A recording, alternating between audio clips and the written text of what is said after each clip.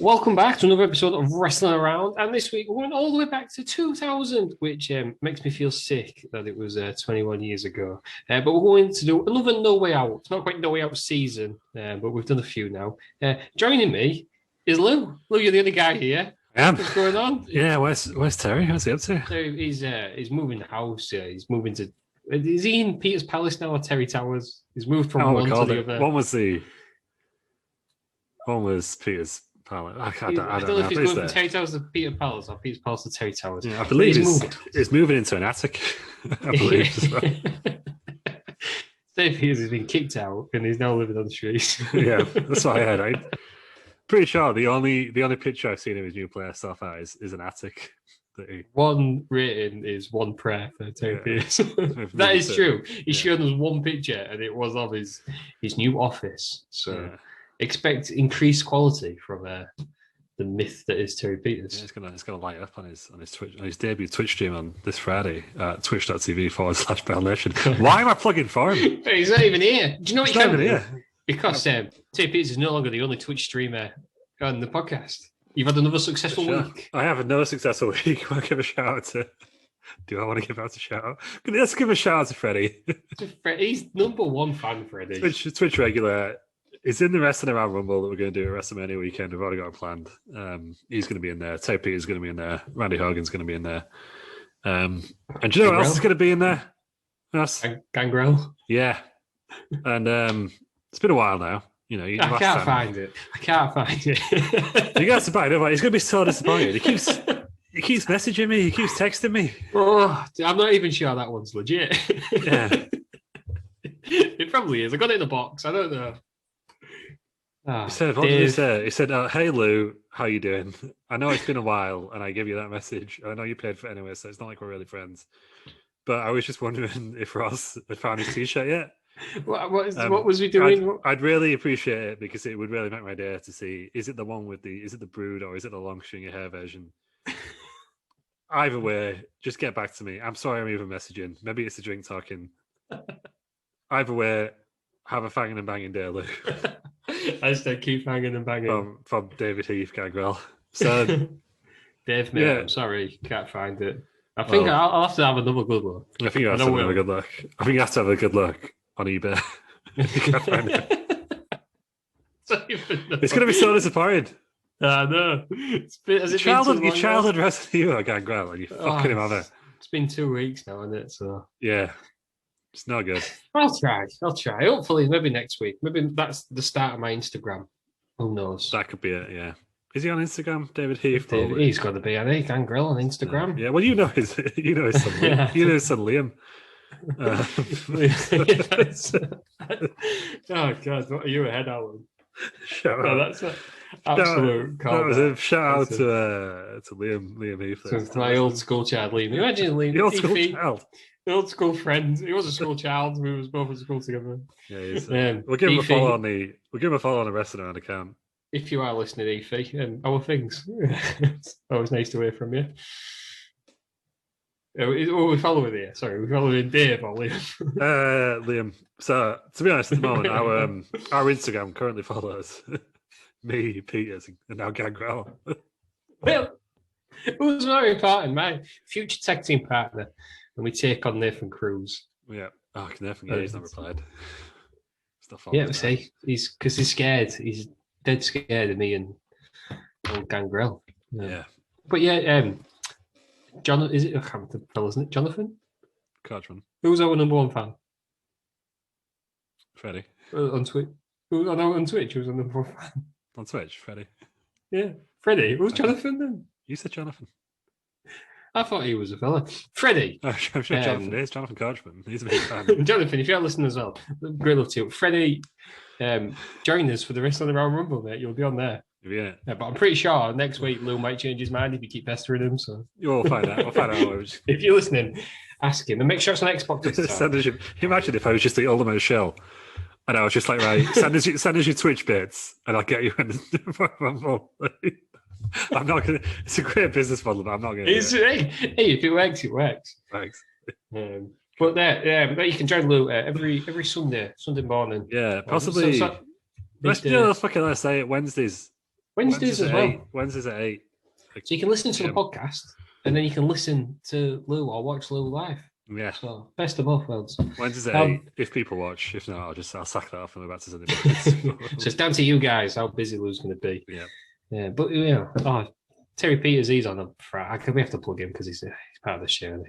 Yes. Watch Peters on a Friday and a Sunday, and then watch Lou on a Wednesday and a Sunday. Yeah, different times though. I wait for Peters to finish. Different times. I can take his followers. Happy days. Sharing. Help us win the war against Terry Peters. Yeah, exactly. But I'm sure one day we'll be able to link it all and get it on the old YouTubes, do a highlights package. We'll have to pay the editor a bit more, and that's not something I'm willing to do. No, I don't pay him enough anyway. He's just moved into a new house. Exactly. He's just moved into either a towers or a palace. So he's doing well. Far too well. A 7-bed detached in Swanland. And he's just driving that little red car where the window doesn't open. So he was in Swanland, they'd just be looking out, wouldn't they? Like, report to the police every time I walk down the street. Like, he looks like he doesn't belong. That is true. But yeah, no, we'll miss Terry Peters today. And do you know what? This is his era as well, isn't it? This is his. He'll love this one. I was favourite set of shows, and this is the best one. Yeah, it's in our hearts. So we'll think about Terry Peters, but not for too long. I'm going to move on straight away. Should we just get into it? Let's get into it. Let's do it. So this is No Way Out 2000. So it was on February the 27th. So 21 years ago. It just makes me feel sick how far back I have to go. It makes me feel old. It was amazing. I remember it. I was 9. Some of them were still wrestling. Some of them were still wrestling. The biggest one that got me was Mick Foley. It was 34. No way. Was it 33? He said, really? JR said it. At one point he said 33 and then 34, so I don't know if he had a birthday like midway through the show. That was actually I'm going to find out how old he is now. Yeah, he's only like 50, early 50s now. He's only about 2 years older than Triple H.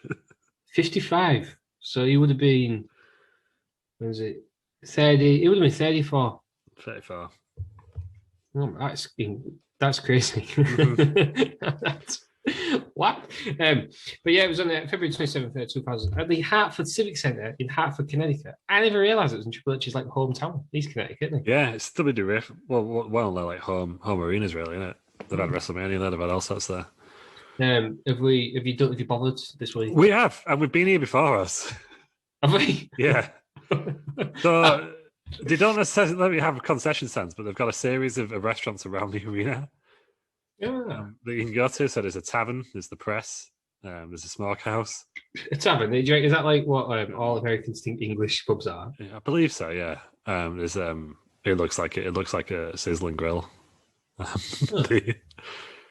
Yeah. So yeah, it's just the pubs around the arena that they've got on the website. That's not bad though. Black Sally's Pizza. So yeah, I'm sure you can get something inside, but it doesn't seem like it's that. Oh, concessions. There we go. I'm on the wrong. Oh, they've got Chick-fil-A in the arena. So Hot Dog Nation, pretzels, Randy's pasta, pizza. Is that Randy Hogan? It is, yeah. They're given, yeah. That's pretty good. Terry Peters full of friends. And fanging and banging noodles. Why noodles? Gangrel noodles. Well, is it because of the stringy t-shirt? Americans very confusing with the noodles because they call spaghetti noodles, don't they? So pasta and noodles over there. That's weird. And then what we call noodles, like super noodles, is ramen.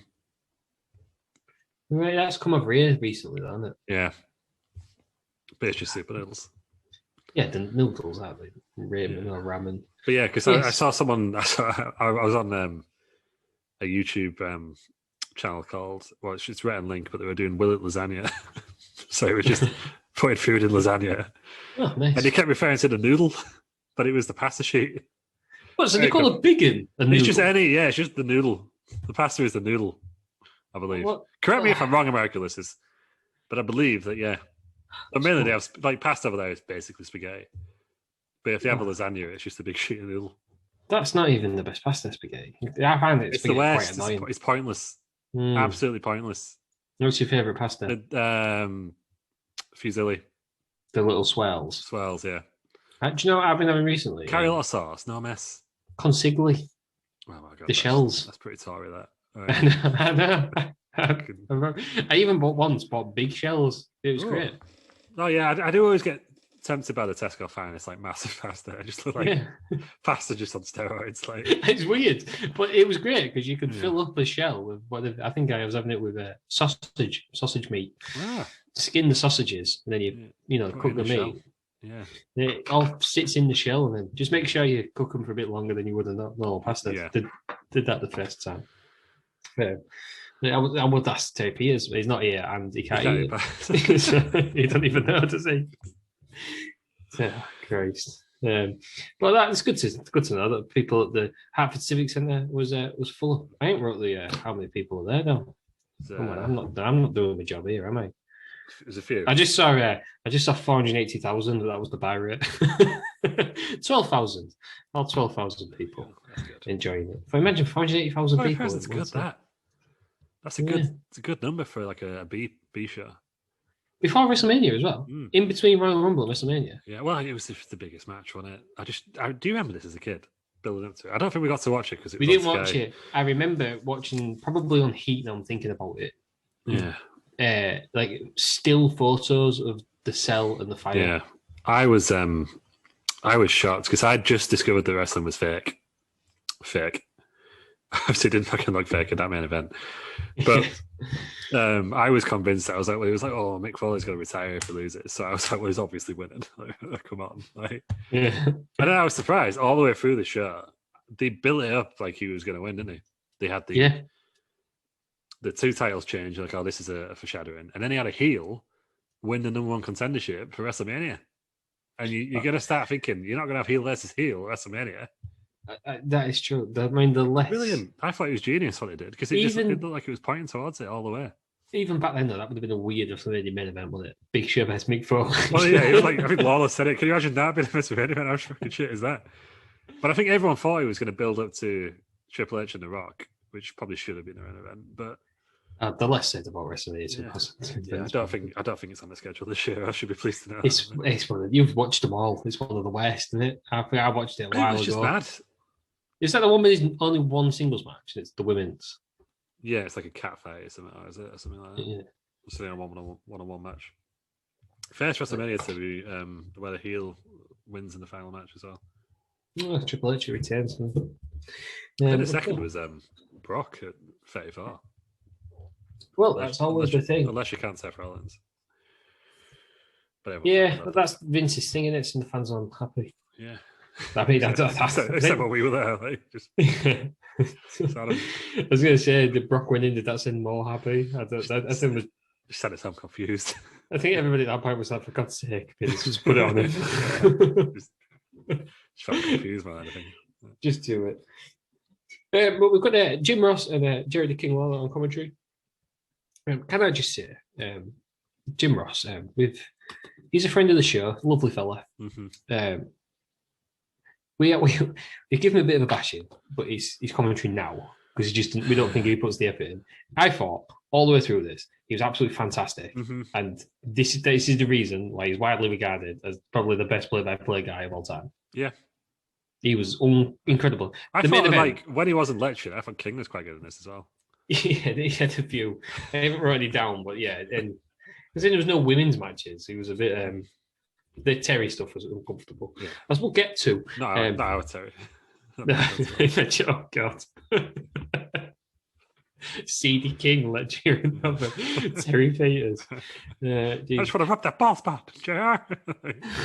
Okay. Also, I'm just thinking out loud here. You said Terry Peters is going in the Wrestling Around Rumble. Does he know how? Have you created him yet? Does he know? Are you going to give him a heads up? I've not created him. Like I'll probably tell him, but he has no input creative whatsoever. Like, right, okay. You can't just control people like we can't. Yeah, well, you've got to learn from WCW, haven't you? Exactly. You've got to have one guy at the top. You can't have too many cooks, can you? But we'll get into the first match then. I just wanted to give heads. I just wanted to know because in my head, I think we think pretty similar. I think I know what you're going to do, but I don't know. Please, Terry will be about it. But there's only one way to find out, and you can find out as well when you join us. We'll advertise it near the time. WrestleMania weekend, we'll do it, yeah. We'll do it then, yeah. We're going into the first match then. So we've got Kurt Angle versus Chris Jericho, who's a company. This is for the Intercontinental Championship, which Chris Jericho is the champion of. Kurt Angle is the European champion. They both do promos before the match, which is sort of Angle doing his 3 eyes and all that. And then Jericho did his own 3 eyes, which I quite enjoyed. Ignoramus, idiot, and imbecile. Incredibly, Angle only made his debut in November. Yeah, Survivor Series, yeah. Yeah. So he lost to Taz in the last pay-per-view, but now he's European champion. Yeah. And he'd be champion later on in the year. Yeah, hell of a rookie year. Like, ridiculous, really. Yeah, he was the next Survivor Series, he was WWF champion, wasn't he? He won it there, didn't he? Yeah. And then he was all the way to probably about this time the year after, wasn't it, when he lost to it was No Way Out 2001. They lost it, yeah. Hell of a rookie year. I think the only person who was even anywhere close to comparable is Lesnar. Yeah, Lesnar had a good one. Sheamus, weirdly. Yeah. Do you know who else did? He's a piece of shit, but Alberto Del Rio. I think he won the Royal Rumble on his fest. I guess Sheamus and Del Rio there had been wrestling for a long time before they got to the not as quick as, I mean, you can liken Rousey, but the Rousey never stayed about. Yeah, Pat Rookie of the year, Pat McAfee. It was better than everyone expected. So. He was. Yeah, poor Dominic. That was a shit. Stop tagging me your dad. Put him on the ground. Yeah, stop wearing a hood. Yeah, I know. He has now, doesn't he? Yeah, I don't know. He wears something. I was back in the Thunderdome, I don't even know. He was wearing that something. Was so upsetting when his wrestling debut, because he was incredible all the way through. I kept thinking, mate, just take your jacket off. Just take your hood off. I just wanted to rip it off. His opponent should have done it for him. It was his opponent, Seth. Yeah. You know better than that, Seth. Rip it off. All the way through, I was thinking, yeah, well done, Dominic. And yeah, you are incredible. Of course, you're the Rey Mysterio's son, but come on, just unzip the jacket. Yeah. And also, Rey Mysterio, stop doing those multiple post Instagram things that become like one big post, because it's just spamming on newsfeed. Sick of it. No. It's like 9 posts at a time, so when you go on his profile, it's like a big post. Right. In your newsfeed, it just looks like 9 separate posts, and half of them are just blank. And one's like a finger. Have you ever seen? This is way off topic, but Terry isn't here to keep us in line. It's going to be a long night. It's a supermarket. I can't remember what supermarket it is, but if you scroll all the way through their Instagram, you know when you get all the grid, it's like one continuous table for years. That seems like a Sainsbury's thing. Don't know why. Yeah, I think it is. But it changes with the like seasons, or summer, winter, and all that. But it like transitions rather than just block. But it all looks like it's one continuous table. This is great. Is it Aldi, Lidl? This is great content, isn't it? I thought you've just. It's a supermarket, I think. Aldi, is it Aldi? Aldi could be. It's an Aldi thing. Well, Aldi's is just a plate. No, it's not. Or is it? It's like a big table. Yeah, I think it is Aldi, but it's not as impressive as I thought it was going to be. To be honest. Well, I was shown this a few years ago, so I don't know. It looks like it sort of adds up, but then it's sort of done. You know what I mean? Like it's not. Yeah, that's I think COVID, isn't it? But... I think it's Aldi. There are a few like seamed transitions, but I get your point. It does look like it's the same background, similarly. Yeah, one was a. Every now and again, the one I saw in there was maybe. So who knows? I'll give some research later on. Rey Mysterio's not even in this match. It's not even in this company at this point. That's nice. Has he got devil horns at this point? 2000. Yeah, he's this little. Is he part of the filthy animals? Yeah, it's just getting lawn down into a truck, isn't he? At this point. Yeah, that's true. Angle versus Jericho. It's only for the Intercontinental Champion. Angle wants to be the first ever Eurocontinental Champion. I thought D'Lo Brown had already won it. Would it not be second? Was he the second? I'm not sure. Had he done that? Yeah. Did he do that? And then somebody Jeff Jarrett beat him, and they just gave the title to Mark Henry? Yeah, pretty sure that the D'Lo Brown did it in the late 90s. I think you're right, because Mark Henry was given the European or one of the titles. Yeah. Because he helped. I'm sure it was Jeff Jarrett. I think it was in '99. Jeff Jarrett rings a bell. He was around that. He had both. It was when D'Lo, McHenry turned on D'Lo. Yeah. And then obviously he just got given it. This was part of the weird storyline where China and Jericho were joint champions. Then they had that weird match. Then they had a mutual respect for each other at this point, I believe. Yeah, they had a weird match with Bob Holly. All Bob Holly matches are weird. That's true. Old Sparky plug. Was it called Thurman at one point? Thurman, Sparky plug. Yeah, because I saw a meme the other day. It took me ages to get. It was like Uma Thurman, Sparky plug or something. Right. Yeah, I think that was his name. Weird. He's a NASCAR driver who just tried to give his hand the grabs. They actually do. I mean, there was a lot of other people. With the dentist, hockey player, magician. Right, while we're on that, isn't that weird for Vince McMahon to want that? Because it just makes everyone think that, WWE is just like what you do on the side. Yeah. These fellas can't even be asked to get changed. They're just doing it in the work gear. Dentist. Prisoner. Policeman. A dentist with bad teeth. What's all that about? Who knows? Fairly white, shouldn't he? But... Yeah, convenient name there. Isaac Yankum. There's a repo man, there's a Mountie, or is it some sort of big fight club for just honest professionals? It's like white collar fight club. Yeah. There you go, if you're a goon or It was a strange time. I'm pretty sure that Chris Jericho was going to come in around that time, and then he decided not to because it wasn't the way I wanted to enter. He would have ended up in the cartoon area. That's why I ended up signing with WCW first instead. That's his first book. Probably the right decision. Yeah. Really good call. My favourite thing about Chris Jericho signing for WWE or WWF was the fact that everyone was telling him he was too small, so he put on thick platforms and gelled his hair up.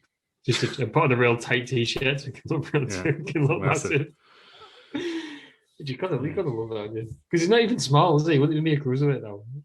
No, he's definitely not a cruiserweight now. Well, that is true. Going back to this match then, it's 10 minutes long. Angle, just for some reason, tries to use a belt to get himself. I don't understand why people do that. Trying to get himself DQ'd. China's then thrown into some rammed into steps by Angle.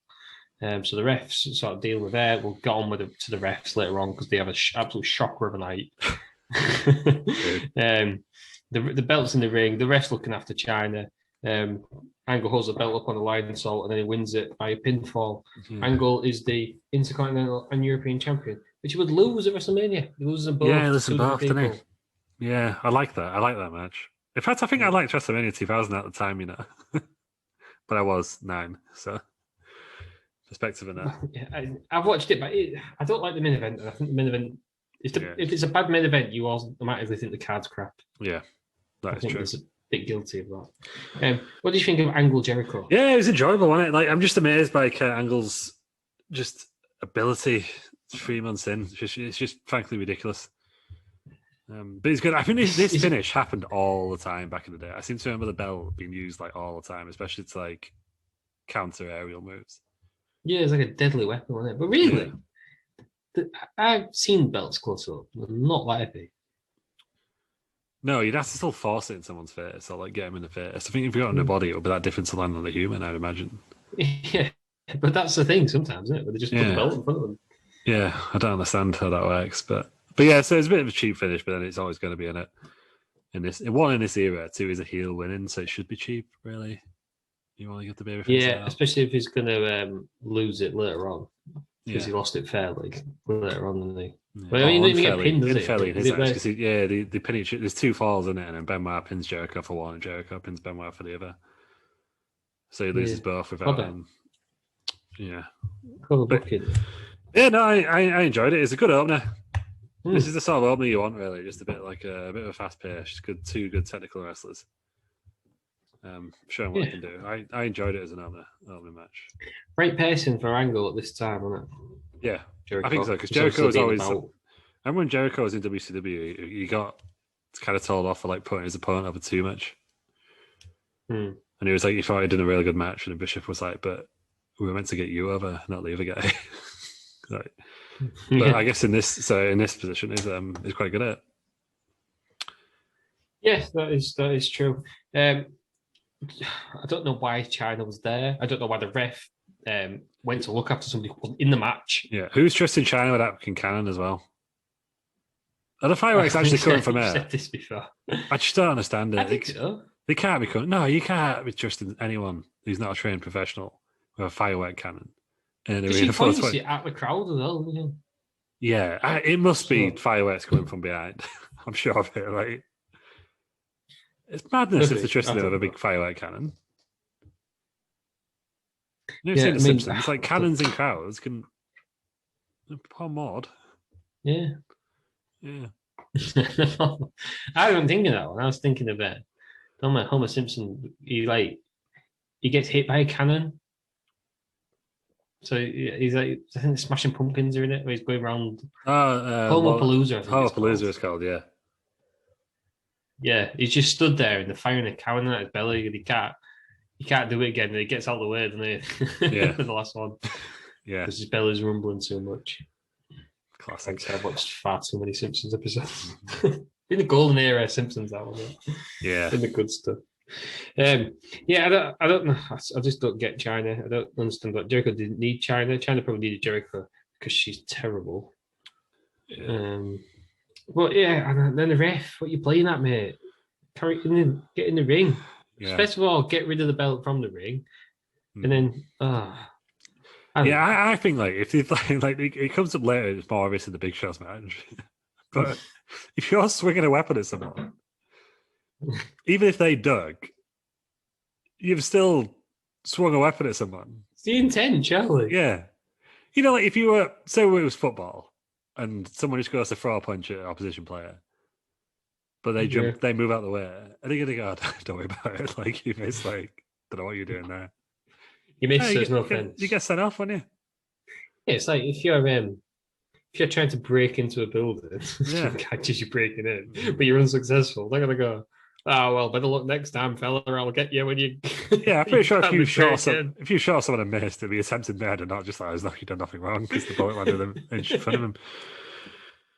Sam's got to play, yeah. The wrestling refs are just something else. And they start scrapping with each other. Well, just arguing. I did write down at this point, I was like, what is the point in these two arguing? But then obviously later on, there was sort of a point. Did that come to anything? Was that... I don't know. Yeah, they had a Hell in a Cell match, WrestleMania. Tim White and... No, man. So that was the first match then. 10 minutes cat angle is the Eurocontinental champion. And that's not the only time we'll see him. As we'll get to later on. They get Michael Cole, fresh face, interviewing the Dudley Boys. They've got an upcoming tag team titles match with the New Age Outlaws, which is next. So we've got the New Age Outlaws, they're the WWF tag champions against the Dudley Boys. This is like sort of the 90s versus 2000s, isn't it? This is like the passing of the... It wasn't at WrestleMania, but it's a passing of the guard. It was a massive passing of the torch. It was really strange to hear, like... I presume the Dudleys hadn't won the WWF titles at this point. I don't think they'd been in that long. Yeah, and then the way that Jim Ross was going, it's like, no offense to New Age Outlaws, but I don't consider them like an all-time great... Like, they were a good tag team. Yeah. But the way Jim Ross was like, they could be the greatest tag team of all time. I think at the time, though, they were the only tag team. I think they had won a lot. Titles, haven't they? I think the Dudleys ended up winning like 10 times, is it? Yeah. I imagine like the New Day of kind of pushing them close now. They must have won a few times. Not 5 or 6. Yeah, they had a ceremony with Booker T, didn't they? A King Booker. Yeah. I imagine they're up there. 5 times. Hardy Boys, I imagine, are up there as well these days, and I don't think they touched them that much at this point. But yeah, it was really strange to see the kind of the New Age Outlaws being described in like with such reverence. I just found it really odd. And I guess this was their last match for a long time as well, because I'm presuming they split. Yeah, well, Billy Gunn was legitimately injured. That's why he wasn't barely in it. Yeah. I just look. It's incredible. Road Dogg's entrance. I couldn't work out the way they were heels, or I couldn't work out. I'm pretty sure, based on Jim Ross's commentary alone, that the Dudley Boys were meant to be the heels. Yeah, but everyone just loved the Dudley Boys. Yeah, because every time like they were doing something, Jim Ross was just like, "What the fucking shit are they?" Like, just kind of northeast as well, aren't they? I'm pretty sure, as a rip, Vince told them that the Dudley Boys were losing because Jim Ross was so sure that the Dudley Boys were losing. And then King was really rubbing it in. There must have been a bit of ribbage going on there, I'm sure. Yeah, well, JR says he never don't like to find out who's winning, does he? Yeah, I'm sure they must have said something to him because he was cocksure and Lawler didn't let it go when he did lose. Yeah, I'm trying to think what they did at WrestleMania 2000. That wasn't a TLC. Triple threat ladder match. It was the first one. Yeah, it was. They had TLC. TLC 1 was SummerSlam. SummerSlam.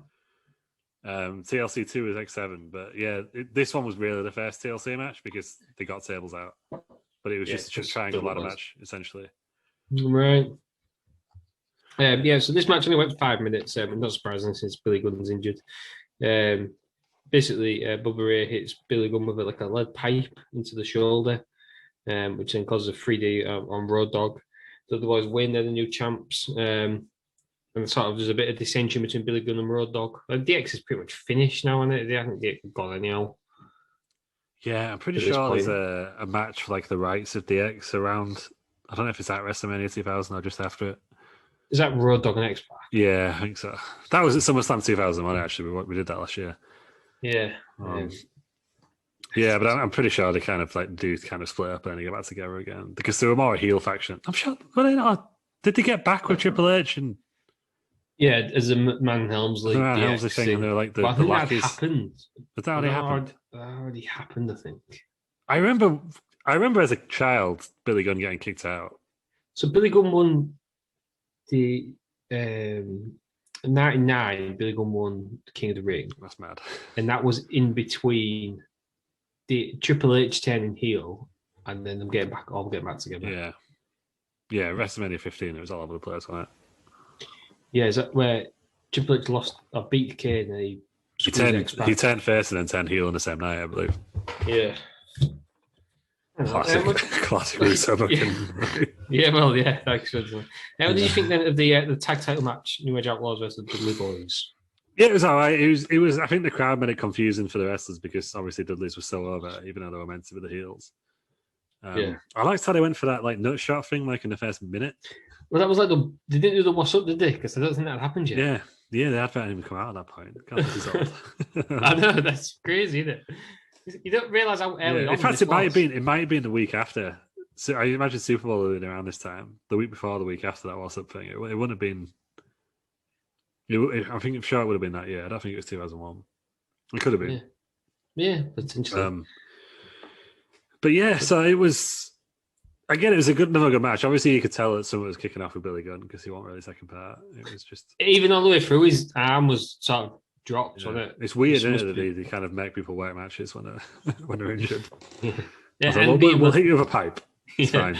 What's that? Your shoulders hurted. Yeah, well, we better batter you with this pipe. Yeah, just to make sure it's there. But yeah, I think that it was Jim Ross's commentary was weird. Some of it was up. I reckon he must have told him for a laugh or something. I'm sure of it. That wouldn't surprise me. Vince loves that. Yeah, but it was another good. It wasn't a bad match by all means. Just short, wasn't it? Yeah, I did like at this point. It was 2 title changes. I said earlier, they were right. It looks like it's going to be a title change in the main event. I liked what they were doing here. Yeah, but as you said, you'd think, and this is the thing. This is what Russo always says in it. The smart fans, the easiest ones to kid because we're all thinking this thing. We know about wrestling. 2 tails, yeah. Come on, you know what I mean. Well, you look for patterns. You look for patterns that aren't there a lot of the time. Yeah. Wrestling fans are oh well, this is happening. It's obviously this, even though that's really you just made that up. Yeah. The one that always used to get me was when WWE were doing the shows in Saudi Arabia, and the wrestling journalists always used to be well, they're not going to want to do a title change in Saudi Arabia because people will forget about it. They want people to forget about it. Pretty sure in 4 of the 5 shows the world title changed hands in Saudi Arabia. But yeah, they carry on saying it. It's just I just find it baffles me that these kind of smart fans, and I guess we're part of it as well. But yeah, they just kind of make up these rules. I know it's so obvious that this is going to happen. It doesn't happen. Yeah, it's strange. But yeah, we're convinced. But they've even changed it. It used to be a thing, didn't it, where whoever got the upper hand on the last or the go home Raw or SmackDown lost.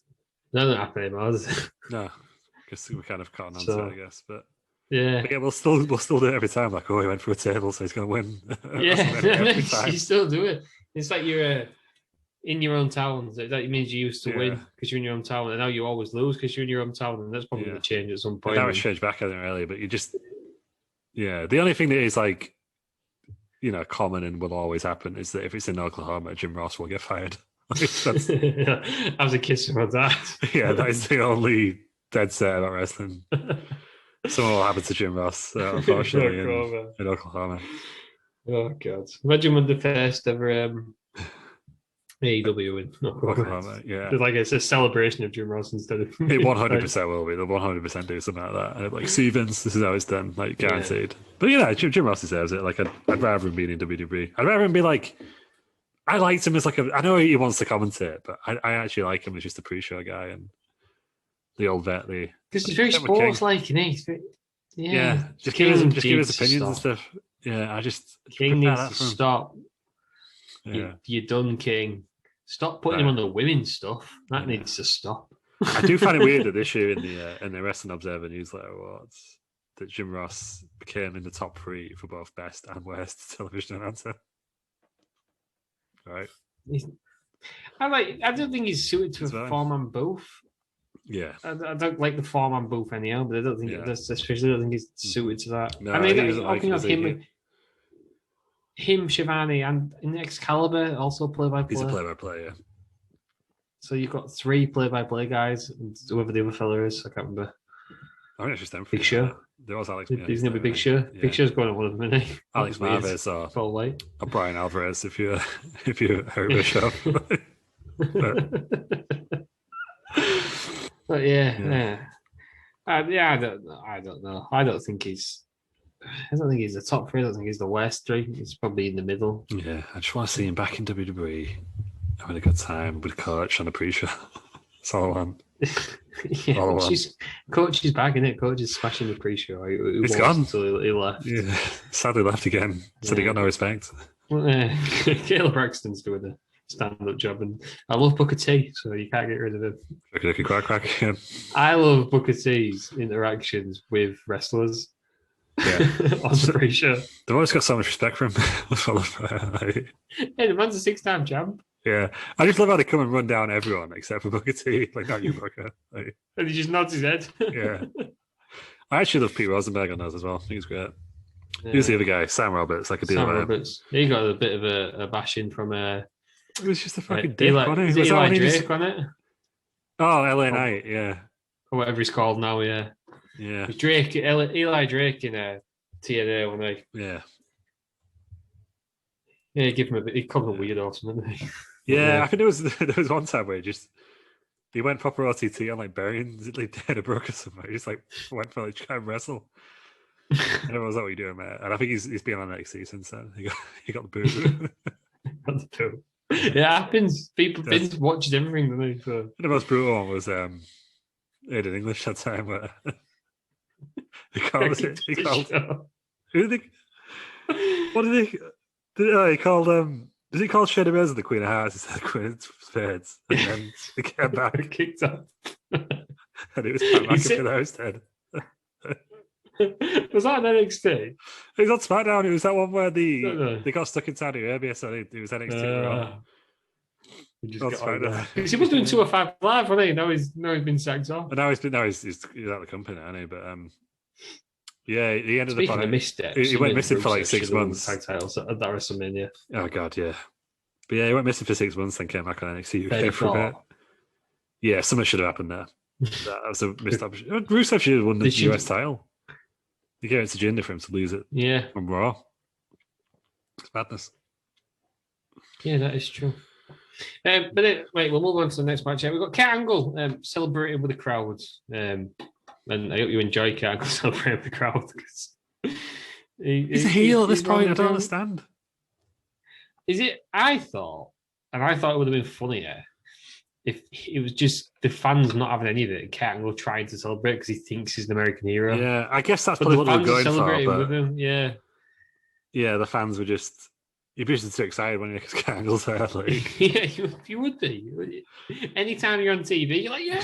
Yeah, it's like you see it all the time, don't you? Where like it pans to someone in the crowd and you just go, and then again quickly cuts away to someone else. That's the whole thing, isn't it? If you look at the camera, it cuts off you straight away. Yeah. So you've got to do it subtly. But speaking of subtlety, Mark Henry vs Viscera. This is the next match. Oh boy. And my first note here is Mae Young still with child. Yep. Even after Viscera. Well, it's the hand, isn't it? Yeah, it's just odd. Mark Henry's very much sexual chocolate. I didn't realise Viscera wouldn't become the £500 love machine until 5 years later. Yeah, that was in not the Attitude Era, there's the Ruthless Aggression Era, wasn't it? Yeah, I really thought pretty much after the Ministry to Darkness when he became Viscera. Yeah. Then that was when he changed, but now he's still wearing his leather. He was just knocking about being a big lad, wasn't he? Yeah, what's he wearing a trench coat for all times? It's really it's like when you create a wrestler and you put a jacket on him and you forget to take it off for you know the layers. Yeah. Oh shit, the rest of the jacket It's just odd, isn't it? Big bits. This was interesting. Mark Henry at this point was not the Mark Henry he would become. This is probably peak Viscera. No offense to him. This is as good as Viscera was going to get in this match. What's your favourite Viscera then? So we got this. I'm going to say what was my favourite Viscera match because I don't have one. We've got Mabel. We've got Viscera like this. Trench coat Viscera. Matrix Viscera. We've got £500 Love Machine Viscera. Yeah. I've got Big Daddy B. I think the best one was when he was in WCW and he was the fat guy. So potential NWO guy Viscera. Yeah.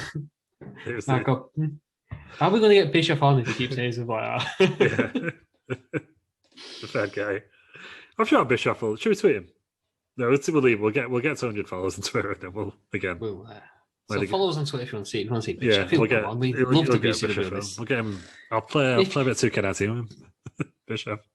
Do you know what will make people do that? So Bishop comes on. Imagine Terry Peters saying WCW was crap, and then we see Terry Peters. I'm glad you said that because here's Terry Bishop. What we'll do is we'll get Terry Peters to write a book about WCW and how bad it is, and then we'll just tweet Conrad and you see what Terry Peters said in this book. Bishop come on our podcast, man. You can have a Conrad reads it to Bishop because Terry Peters said this match sucked, and then well, fuck Terry Peters. That's what I say. Yeah, I would go for a beer with Terry Peters, but fuck what he said here, and then he'll go on a podcast. I think that's my wrestling dream. I know, right? I know we all want to see me and Gangrel against Nathan Cruz and a partner of his choice. Yeah, but I think my wrestling dream is just to have a cold on with Garrett Bischoff. Yeah, and just see him eviscerate Peters for his. He's the past few years, he's quickly become my favourite wrestling personality. I think he just seems like a really good guy as well, doesn't he? Did you see the interview with Ric Flair? That when Reed Flair passed away, none of the Four Horsemen rang him, but the only person who did was Bischoff. Mm-hmm. Just kind of rang him to spent on the phone hours just while he was driving back somewhere, just so he had someone to talk to. Just seems like a really stand-up guy. I think he's probably one of the most misunderstood wrestling personalities. I think he's getting the credit he deserves now, I think. Thanks to I really wish it worked out in WWE. I really did. I was actually really annoyed when he got released. This last time. Yeah, I was really rooting for him, but that's because I'm just a big fan of his podcast. I'm rooting for Bruce Pritchard now, who's absolutely killing it on SmackDown. Mad. But that doesn't get announced, does it? Bruce Pritchard's a yes man. My God, if you listen to his podcast, it's anything but a yes man, isn't it? Yeah. And it's just I'm just going to go on SmackDown for a bit now. It's just if the Roman Reigns character was in a drama, everyone will be claiming this is one of the best TV villains of the last 10 years. It's just so good. But yeah, Bischoff. But even he's doing it last Friday. Was it last Friday? Yeah, it will be compared to Apollo Crews. Oh my God, that heel promo, yeah. Yeah. Oh, I didn't think I could really boo him because he was Nigerian. But we'll see how he goes.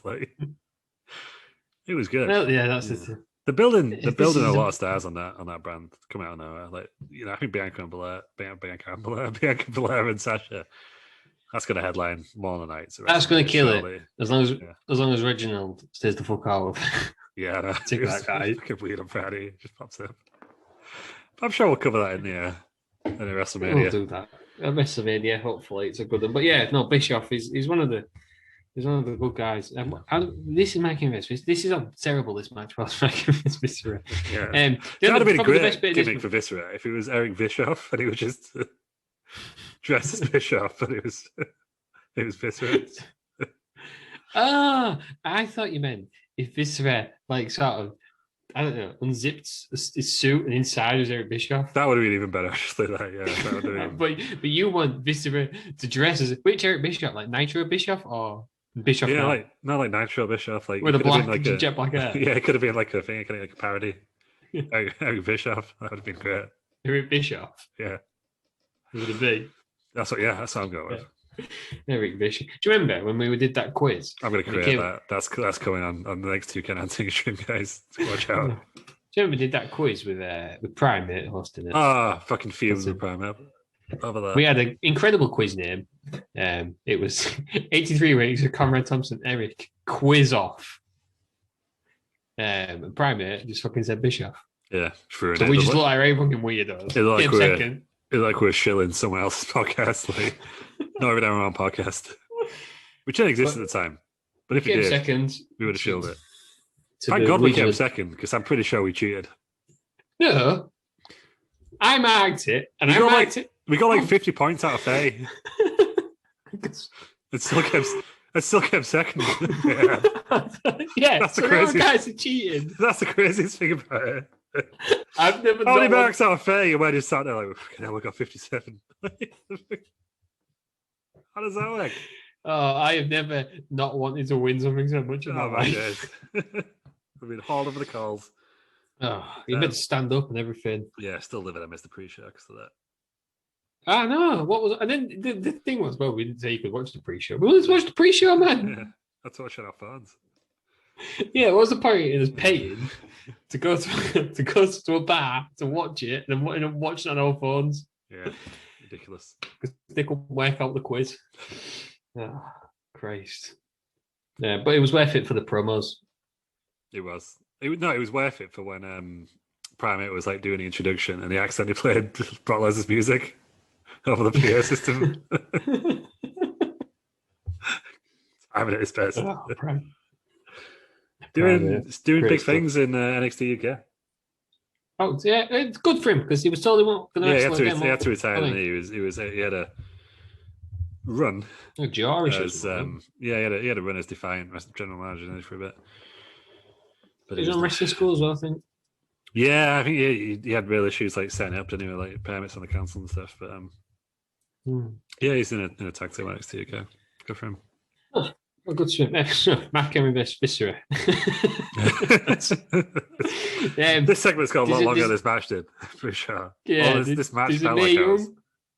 Well, it was only 3 minutes. There's a Mae Young running. She sort of tries to stop Big Vis hitting Mark Henry.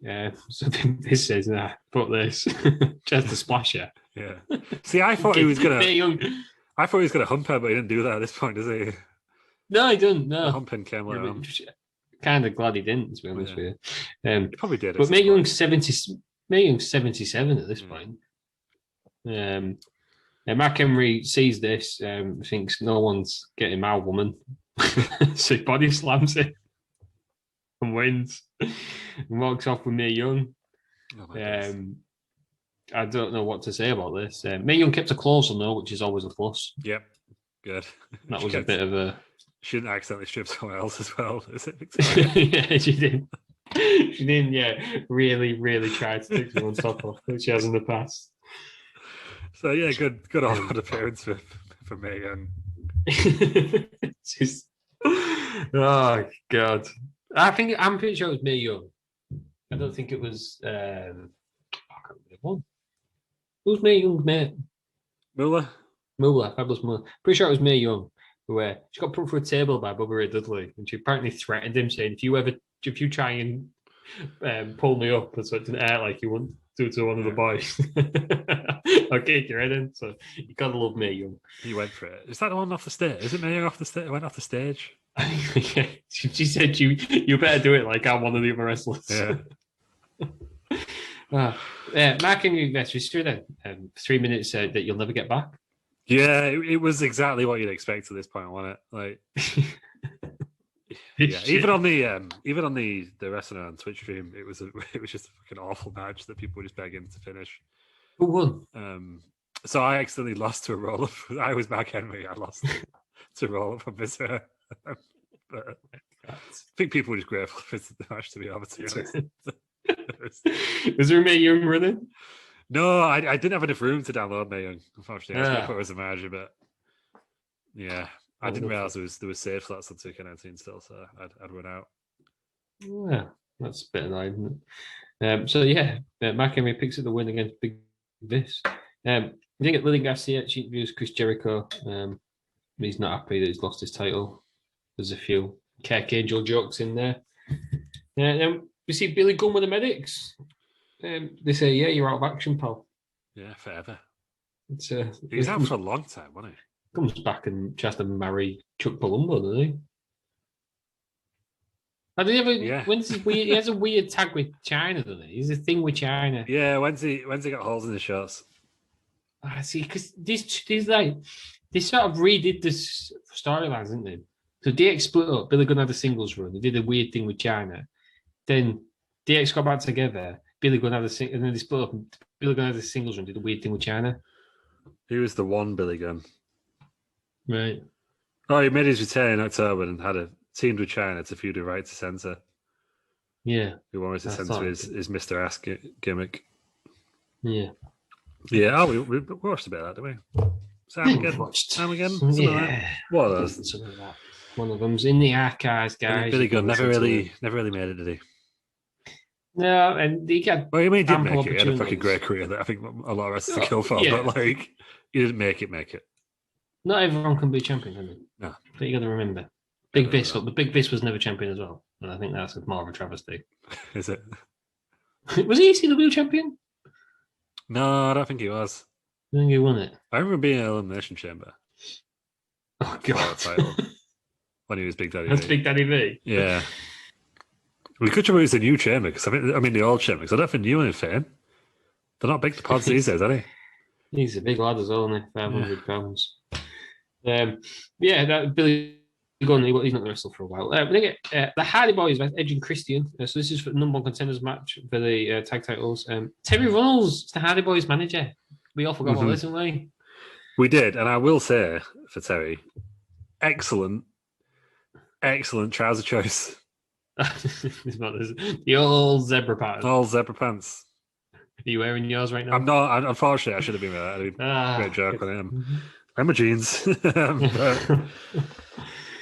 Yeah, no, I've got an Apple Watch, and if I complete all 3 rings and I can relax, I then change to the zebra pants. That's my treat for the day. So you got this thing. Get your zebra pants and sit down and relax. Yeah, I have a Fitbit, and if I do my daily goal of 10,000 steps, it does like a little weird vibrate. I get fireworks. There you go. Yeah, gotta have something to keep you fit in these times.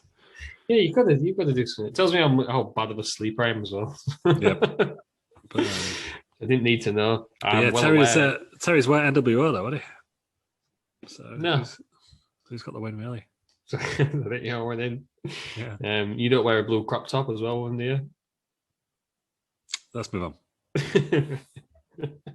Yeah, King is obviously king in this match. I think that's what I wanted to say about that. Yeah, very kingy in this match. Yeah, very, very, very, very king.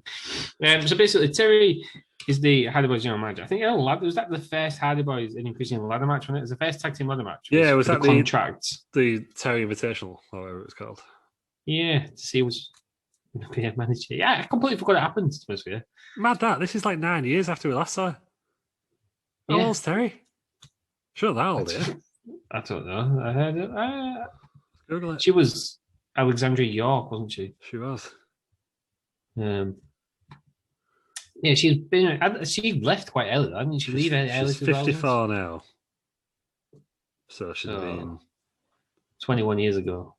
33.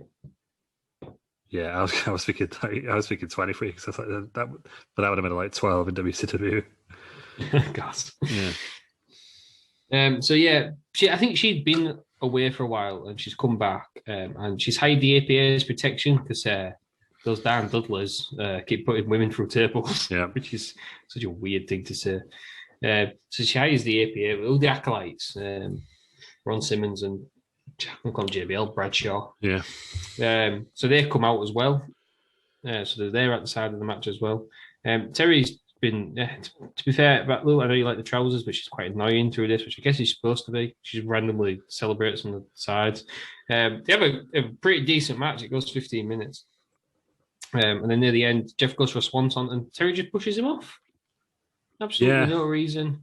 Slaps Matt Hardy as well then. So Christian hits the unpretty on Matt to win. And then Terry celebrates with Edge and Christian. They're like, what the hell's going on here, mate? They leave. Matt Hardy, he wants an answer. He's a bit rough. Yeah. A bit rough. Come on, Matt. You're the good guy. Let's not make everyone hate you. It's very strange. Do you want an answer? And then APA say, oh, well, she said she wanted protection. The Hardys are getting a bit rough with it. And then Ron Simmons can be only described as trying to kill Jeff Hardy. Fuck me. That's the only reason I've literally written Farouk tried to kill Jeff. Like, what the fuck was he doing? Oh, my God. He does a Dominator. Jumps straight on his head. Jesus Christ, that was bad. Ron Simmons as well, I can assure you. He's got massive hands. You've met him, yeah. I have. I'm pretty sure I fist bumped him. Oh, there we go. So, good bloke. Lovely bloke. Did he sit down? He didn't. We had a nice conversation. I told him how much I enjoyed his speech. It's the Hall of Fame. No, him and JBL inducted Jacqueline. Oh, yeah. I remember, yeah. So how much I enjoyed his speech. And he was a lovely fella. Yeah. Got one of them voices you could just listen to on repeat. Seems like a great guy, yeah. I like listening to him. He sounded like Legends of JBL when he was good. Yeah. It was a good interview. Yeah. I'd never want to upset him. So no. Ron, if you felt like at that time you had to kill Jeff Hardy, then I'm sure you were right. Yeah. Fair play. Jerry deserved it. Deserved it. He probably didn't buy enough beer for the boys backstage, did he? So. Oh, God, imagine being that tough. Yeah. You can only dream. What do we think of this match then? And obviously, Hardy Boys, Edge and Christian, I don't think they ever had a bad match. I was going to say, it's Edge and Christian, it's the Hardy, isn't it? It's not a classic. Like, I don't think anyone's going to remember this match. But it wasn't bad either. No. It's exactly what it needed to be. Good wrestling. Yeah, I was a bit disappointed that we didn't get a gimmick tag team match on this, but then I was like, come on, it's an ODQ and a Hell in a Cell, so what more do you want? One.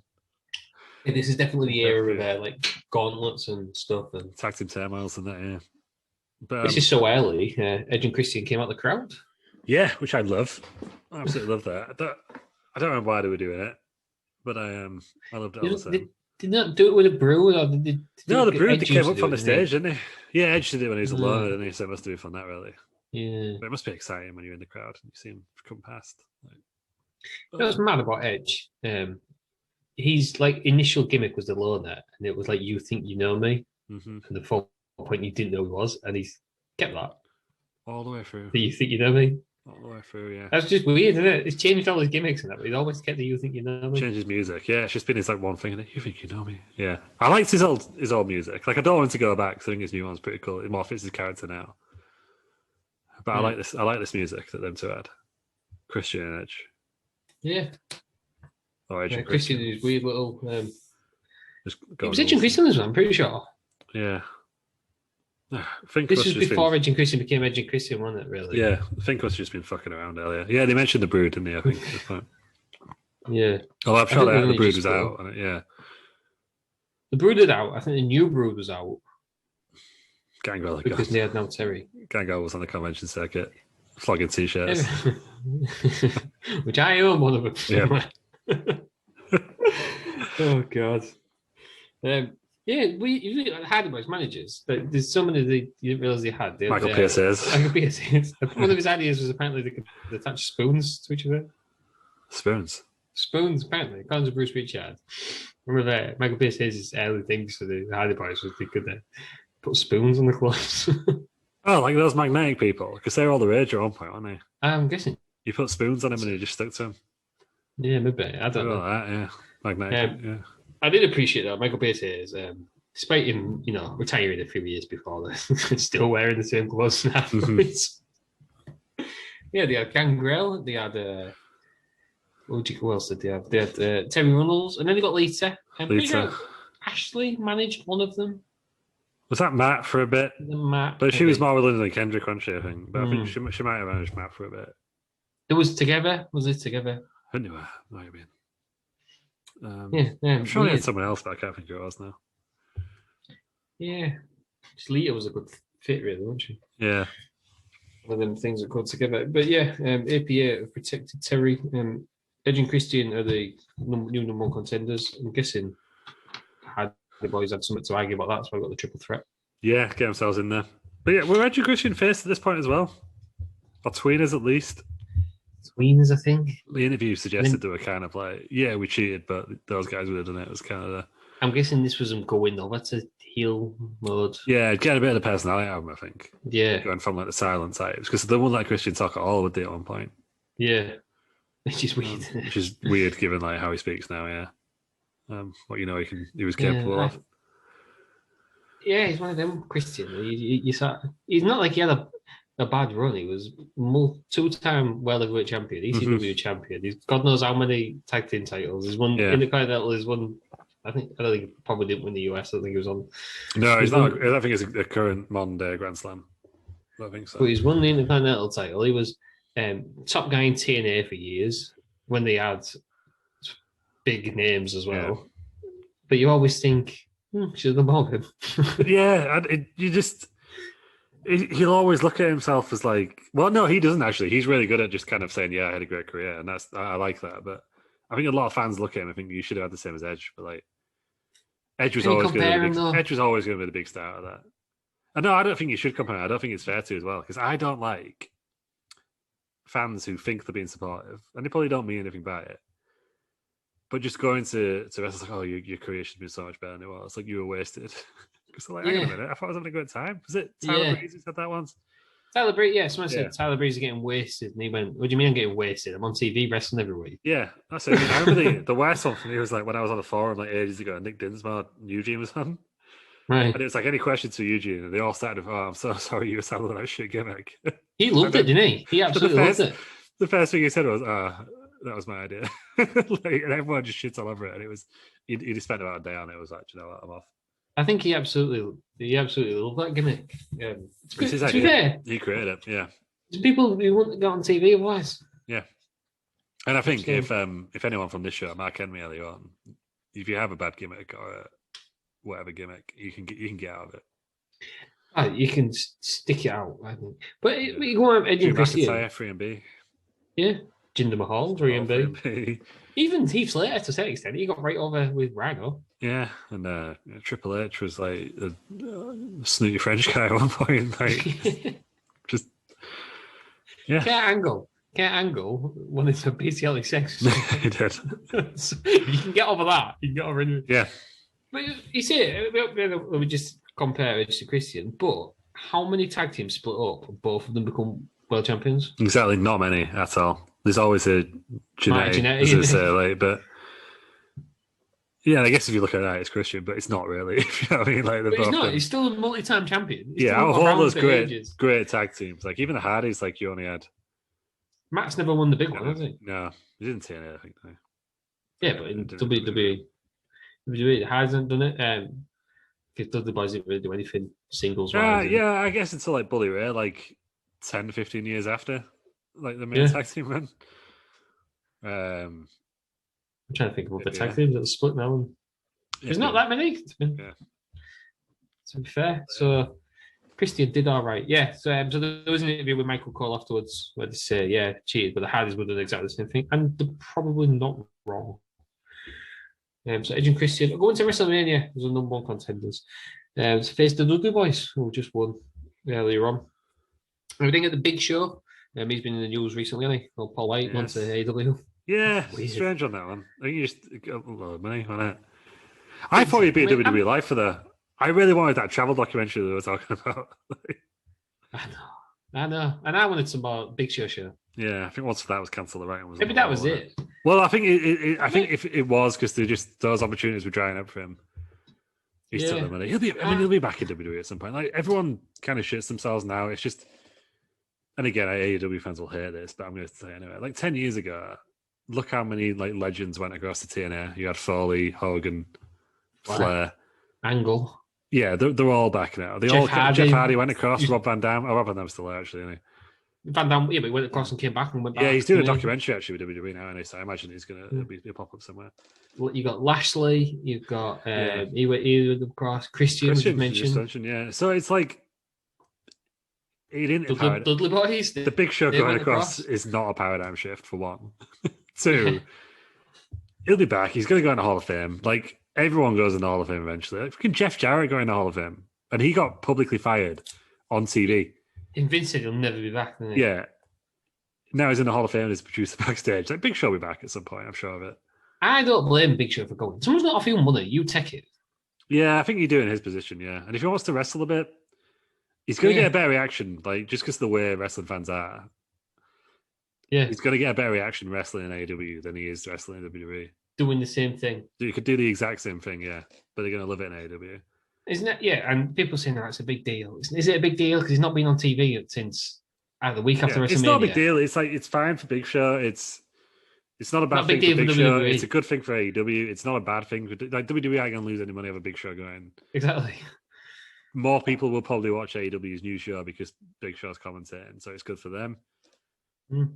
Yeah, it's not a great. I'm sure WWE would prefer to keep him, but if they weren't prepared to match money, then they're obviously decided that. Yeah, especially in this climate, you're going to take what you can get. Yeah, so fair play to Big Show, and hopefully, Tony Khan's got a few friends in the TV industry. We can get the Big Show returning. It's outrageous that it's not come back. Outrageous. I love the Big Show. Shocking. But everything about it, so good. It's just so good. It's great. Apart from, I can't remember what it was. The middle child. No, it was the oldest child. They had a meal. Erin Big Show used to make a meal, and she'd edited it and put something in real boring and said, "Oh, I added some of this to give it a kick." And I'm thinking, I would give it a kick. Add some pepper. Flour. It was like, oh, I added some. I added some cream cheese to give it something cool, something new. That's white and boring. Creme fraiche. Can't remember what it is. Could have been creme fraiche. Creme fraiche. Let's call it creme fraiche. I had some creme fraiche to give it a kick, and I'm thinking, when does that ever give anything a kick? Or Greek yogurt? Maybe Greek yogurt. That's pretty hipster, isn't it? You know what I mean? Yeah, it's all the rage. You can make a good pizza base out of Greek yogurt. Greek yogurt and flour, doesn't it? Yeah. But yeah, she annoys me on that one only part. But no, right, I'm not even calling for Big Show. I'm calling for Mark Henry, Mick Foley, Big Quiche, and Big Show. Just have them four. That was a great episode. Well, oh my God, I've just thought of a great TV show. Yeah, get them four in a mini and just have them driving about. Yeah, that's why I wanted the Big Show's child documentary. That is the most disappointing part of him going to AEW. That and he won't be in the new WWE games. But it's we're not going to get that travel documentary now. I love a good travel doc. Anyway. Yeah. But I want fronted by the fucking Big Show. Because they're going to do it now. It's going to be like The Miz again or something like, or Dolph Ziggler's like Guide to Paris. I don't want that. No, you want the Big Show. The only substitute I like accept is Mark Henry. Great Khali. Yes, Great Khali. Terrible. It just him in front of a landmark, just shouting, "Whoa!" And it moves on and it's like somewhere else. Yeah, Mark Henry will do. He's talking about wrestling again, Mark Henry. He's coming back for one more match. I love Mark Henry. Such a great guy. But the Big Show, he's interviewed by Lillian Garcia, and says that he won the Royal Rumble that's just happened previously, and he's not wrong. Brock goes down as the winner, but his feet hit the ground. Have you noticed in all the TV shots, you never see the feet hitting the ground? Yeah, you never actually see the feet, but they must have done that angle on purpose so they could.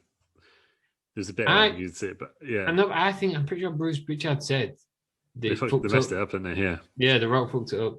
Yeah. It's a bit like when Batista went over and he shouldn't have done. Yeah, they were. Against They John got really lucky that they lined up at the same time, didn't they? There's another one. Is it Luke Harper and the AJ Styles, and they made it into a storyline? I don't know.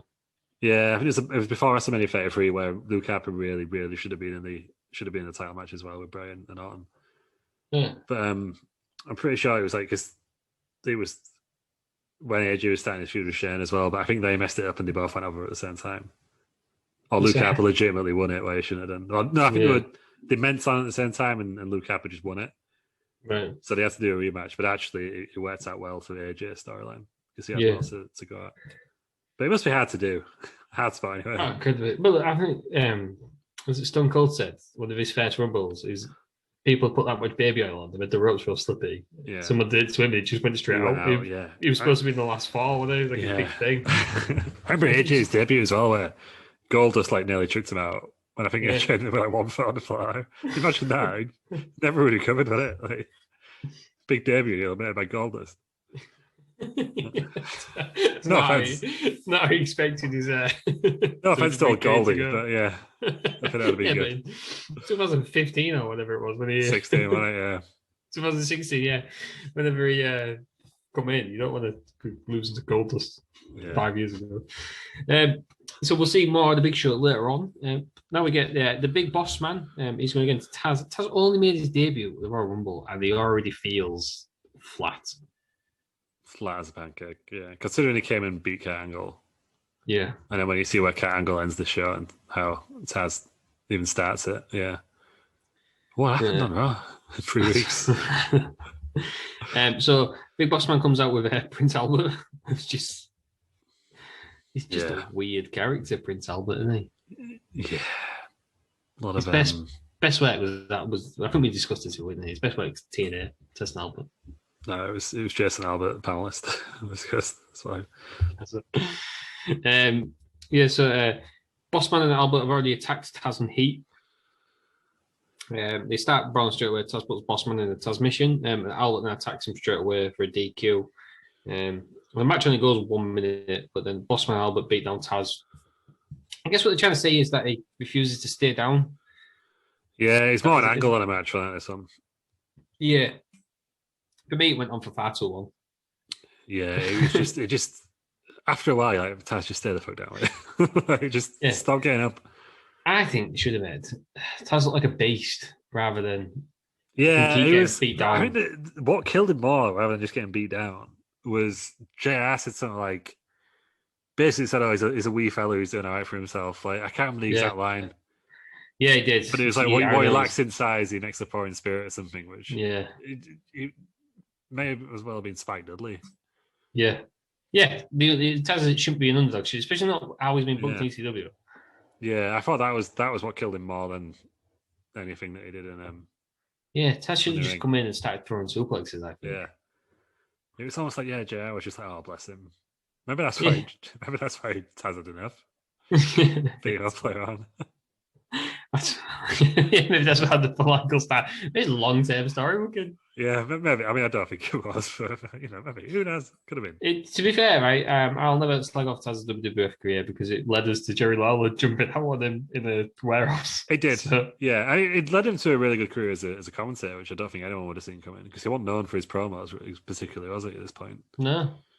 And I guess people our age, especially, more associate Taz with a commentary rather than You think it's Taz in the commentator for the rest of it? Which sadly, I think, is the way that people in 5 or 10 years will be thinking of Samoa.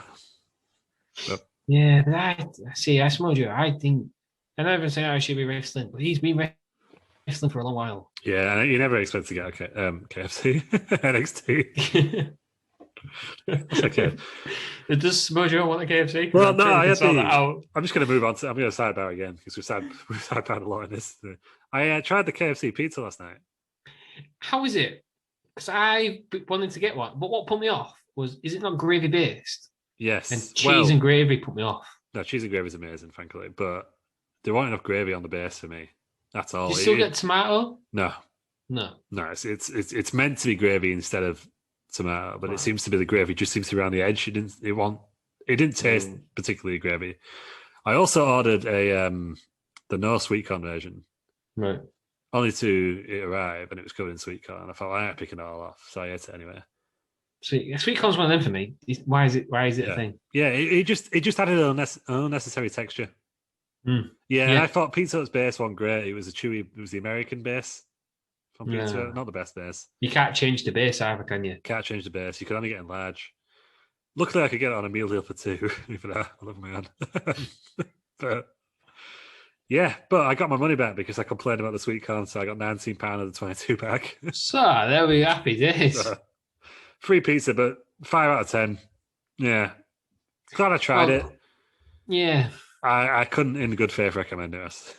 I'm glad you said that because I wanted to try it. I saw it and I thought that looks nice. I like popcorn chicken. I love the gravy, but I can't justify spending that much on one pizza. Good amount of popcorn chicken, I will say that. Like, they didn't skimp on a popcorn chicken. You had about 5 per slice, which I thought was pretty good. But yeah, no, not enough gravy. Chewy base. So you're better off. You put it on a stuffed crust, or is it the Italian one with the garlic on the side? It'd have been great, I think. It would have been a lot better than it was, but yeah. Not good then. So there you go, guys. Don't get that. Yeah, how did we get into that? I said KFC instead of XT bags. KFC. We're talking about Taz. Yeah. Samoa, we're going to Samoa Joe. That was the same about Samoa Joe. Yeah, he's been wrestling for a long while, so I'm not surprised. He's probably slowed down. Yeah, I don't remember. He's had a finger-licking good career, and now it's time to retire. Is the question we're all wondering now is the Colonel going to go into the Wrestling Around Rumble? It could be, yeah. Which version though? Because it was technically Ric Flair's last match was dressed as the Colonel, and I bet that time we beat. Maybe Dolph Ziggler, the chicken.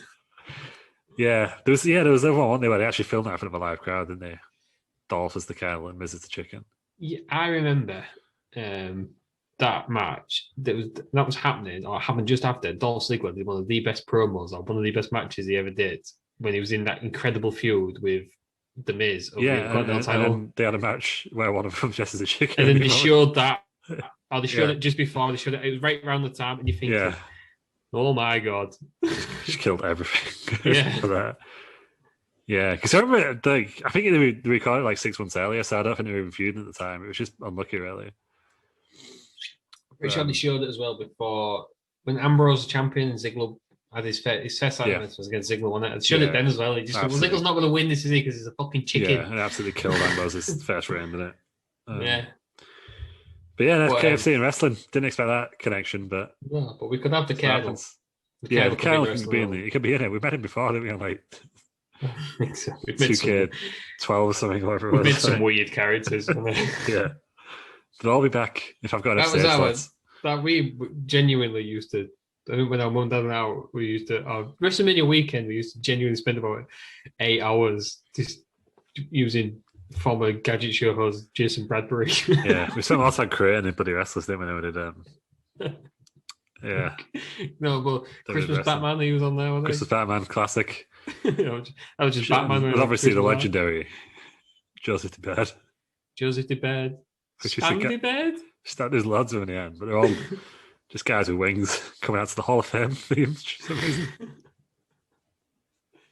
Yeah, classic White Dead John. He was on there. Yeah, legend. Shout out to John from Centre Parks. I'm trying to think of what else we had. And your massive head. There was there's so many. Viking, we had a Viking guy. It was actually pretty cool, wasn't he? He was in a gimmick battle royal. He was actually pretty cool. Yeah, so that was Did we make Chris Akabusi? Probably. I think we made Chris Akabusi. Well, at one point I made a dubstep compilation CD that had Chris Akabusi's face on the disc. Oh God! What you doing, you? Yeah. That was last week. So Taz has been beaten down. You said that was. He never said Awuga. Never did. No, we did make Chris Akabusi because his theme tune was him saying how he never said Awuga. Yes, he was. When you could have custom music. Yeah. Bring that back. 2K if you're listening. You've had 2 years to plan this. I assume you've done it already, but custom music back in the was that would have been THQ, would it? Yeah, and it would have been on the old generation, I think. So, but, X360? Must have been 360. Yeah, it would have been, yeah. Get him back. Yeah, so Taz has been beaten down there. And eventually Sarge Slaughter and the refs come out. So the refs actually did the job here. Makes a change. And then speaking of making things that change, Kangle's still celebrating with the fans. Is he outside at this point? Yeah, he's in the lobby and then goes outside the next one. I think there's 2 more angle segments. Yeah, a few more, can't they? Then we'll go to the next match then. So we've got No Holds Barred match. This is between X-Pac and Kane. So X-Pac and Kane were tag partners. This is all getting the thing out of Kane's human side. I think he started talking, didn't he? At this point, It was voice box, or was he just talking generally? Maybe his voice box. And then Kane had a girlfriend that was Tori, not to be confused with Tori Wilson, just plain old Tori. Just straight Tori, yeah. He came in as a stalker, I think. She was stalk Sable. Oh, did she come in as a stalker as well? Hmm. So people are getting. There's no wonder like wrestlers have got stalkers these days. Easiest way to get a job. Yeah, just turn up. Yeah. Turn up, interrupts a match, and Vince goes, I like it, pal. Yeah. There's no wonder people do it. And wasn't that even, correct me if I'm wrong, but was that not one of the, it might have been the latest wrestling game, but no, it was the one before. Was it 2K19 where you just turn up to NXT, start beating people up and you get a contract? Yeah. Yeah.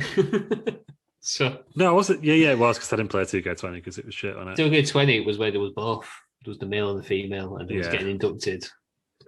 And I think if you had tattoos and you created wrestler, it used to just fuck the game up. Yeah, well, anything didn't it? Like it got to a certain point and it just look at that. Yeah, just playing the game just used to fuck that one up. Ridiculous. That's been the worst game ever. That was gotta be it was embarrassing. Like it's like we need to like whoever bought 2K20 should 100% get something free for 2K22. Like the pre-order bonus, you should get it anyway, or just there should be something. Like the accelerator pack or whatever, you should get something if you've got 2K20 because it's awful. I can't believe it because 2K make good games. This isn't the first. It's the first one without what are they called? Ukes. They're doing AEW's game, so that might be all right. It probably will be pretty good. Yeah. Better than the old ECW and WCW games. Yeah, the ECW one's the same as WWF one. It's different. It was the same engine on it. You could have the barbed wire ropes as well. Yeah, we have to do that in AEW as well. Yeah, barbed wire exploding death match. Yeah, well, yeah, that is true. So Tori was Kane's girlfriend. She's now X-Pac's girlfriend. I'm gonna say this is Kane's old school attire. He's got the one arm, but I'm loving it reversed. Yeah, I don't majority black. Yeah, that's pretty good. My favourite Kane is the one after this, where he had the sleeveless one, and he just looked just a beast. Yeah, because his arms are massive. It's a bit transparent. Yeah, but he was in peak physical condition. He's like, what is he? Nearly 7 foot anyhow, and he's just an absolute beast, but he was completely ripped. Not like now, where he's a mare, isn't he? Yeah, now he's a bigger fella. I think he should go back to his old gimmick because he's got more clothes on. He's got less to. Yeah, now I don't like Kane's outfit now because he looks like a rip off of Kane. Yeah, the mask ain't big enough and stuff. It looks like an indie Kane, doesn't it? The mask ain't big enough. The tights look like someone's just made them there and it's obviously a wig. Yeah. Yeah. So this Kane is the best Kane. Bring it back. Kane comes up with Paul Bearer. He's just returned. Is he not Kane's dad? Has that come out yet? But he's in red as well, isn't he, for some reason. Well, it's with Kane, isn't he? Not with Taker's. Considering he runs a funeral parlor, it's pretty extravagant, isn't it? Yeah, Taker's injured at this point. This is the one WrestleMania in the middle of the streak that he misses on it. Right, and then Taker comes back as Biker Taker. Yeah, he just comes back on the fucking bike, and you know my thoughts on Biker Taker. Right, we won't do that because we already segued in there. Yeah. So this is a bit of a blood field. This thing, X-Pac and Kane, only goes 7 minutes. Consider it's No Holds Barred match. They start fighting on the ramp. They go into the crowd. They start using weapons. I'm pretty sure a chair gets thrown at King. Yeah, it's like what the hell are you doing around here? They use a ring bell, chair, trash can, all that. Yeah. Paul Bearer attacks X-Pac at one point. And then Tommy attacks Bearer. And then he starts chasing her on the ring. You gotta love that. Then get back in the ring. Tori tries to interfere. It gets tombstoned for her efforts by Kane. And then X-Pac drop kicks the steps into Kane. They land on his head, and then he pins him holding the steps to win. Clever finish. I thought it was quite clever. They need to establish like how heavy these steps are, though. You know. Yeah, it's considering the same. Sometimes they move them like freely, all above the heads, and the next minute Kane can't get up from them. Yeah, I know. And then later on, they get thrown through the cell. Yeah. So, but at the same time, I thought it was quite an ingenious way of getting X-Pac over without like having like a massive interference. Because I was thinking when I saw like X-Pac won, I was like, well, it obviously don't win clean. Although I guess this is pretty clean. Yeah, I guess it's how else would you get X-Pac to win? Because Kane's still a monster at this point. He's barely lost. Yeah. Strange that they won. Did they have a rematch at Mania? Is that what they did? I believe this program went on for ages. Yeah, was it that they offered X-Pac something else and they thought that's a bit shit? I'll just continue with Kane. I think X-Pac even said himself he was a bit of a dick at this point. And they offered him Chris Jericho, and he said, "No, I wanted to do it. I want to carry on with." I don't know if it was at this point, but later on, he said, "No, I want to carry on with Kane." And they was like, "Well, that's finished." He was like, "No, I'm not doing anything else. I want to go finish this with Kane." Kane and Rikishi defeated X-Pac and Road Dogg at WrestleMania. Oh, that's what happened there. Yeah, because there was no one-on-one matches, was there? God damn it, WrestleMania 2000. yeah. Terry versus the Cat. And a cat fight was the only singles match. I thought so. Yeah. God damn it. This would have worked out fine if Kane had beat X-Pac later on. Yeah. No. Big Keish. Why's Keish there? Cool? He swapped, didn't he? Because Too Cool ended up tagging with China for some reason. Against Right to Censor? Yeah. I think it was against Right to Censor. I don't know. What's going on?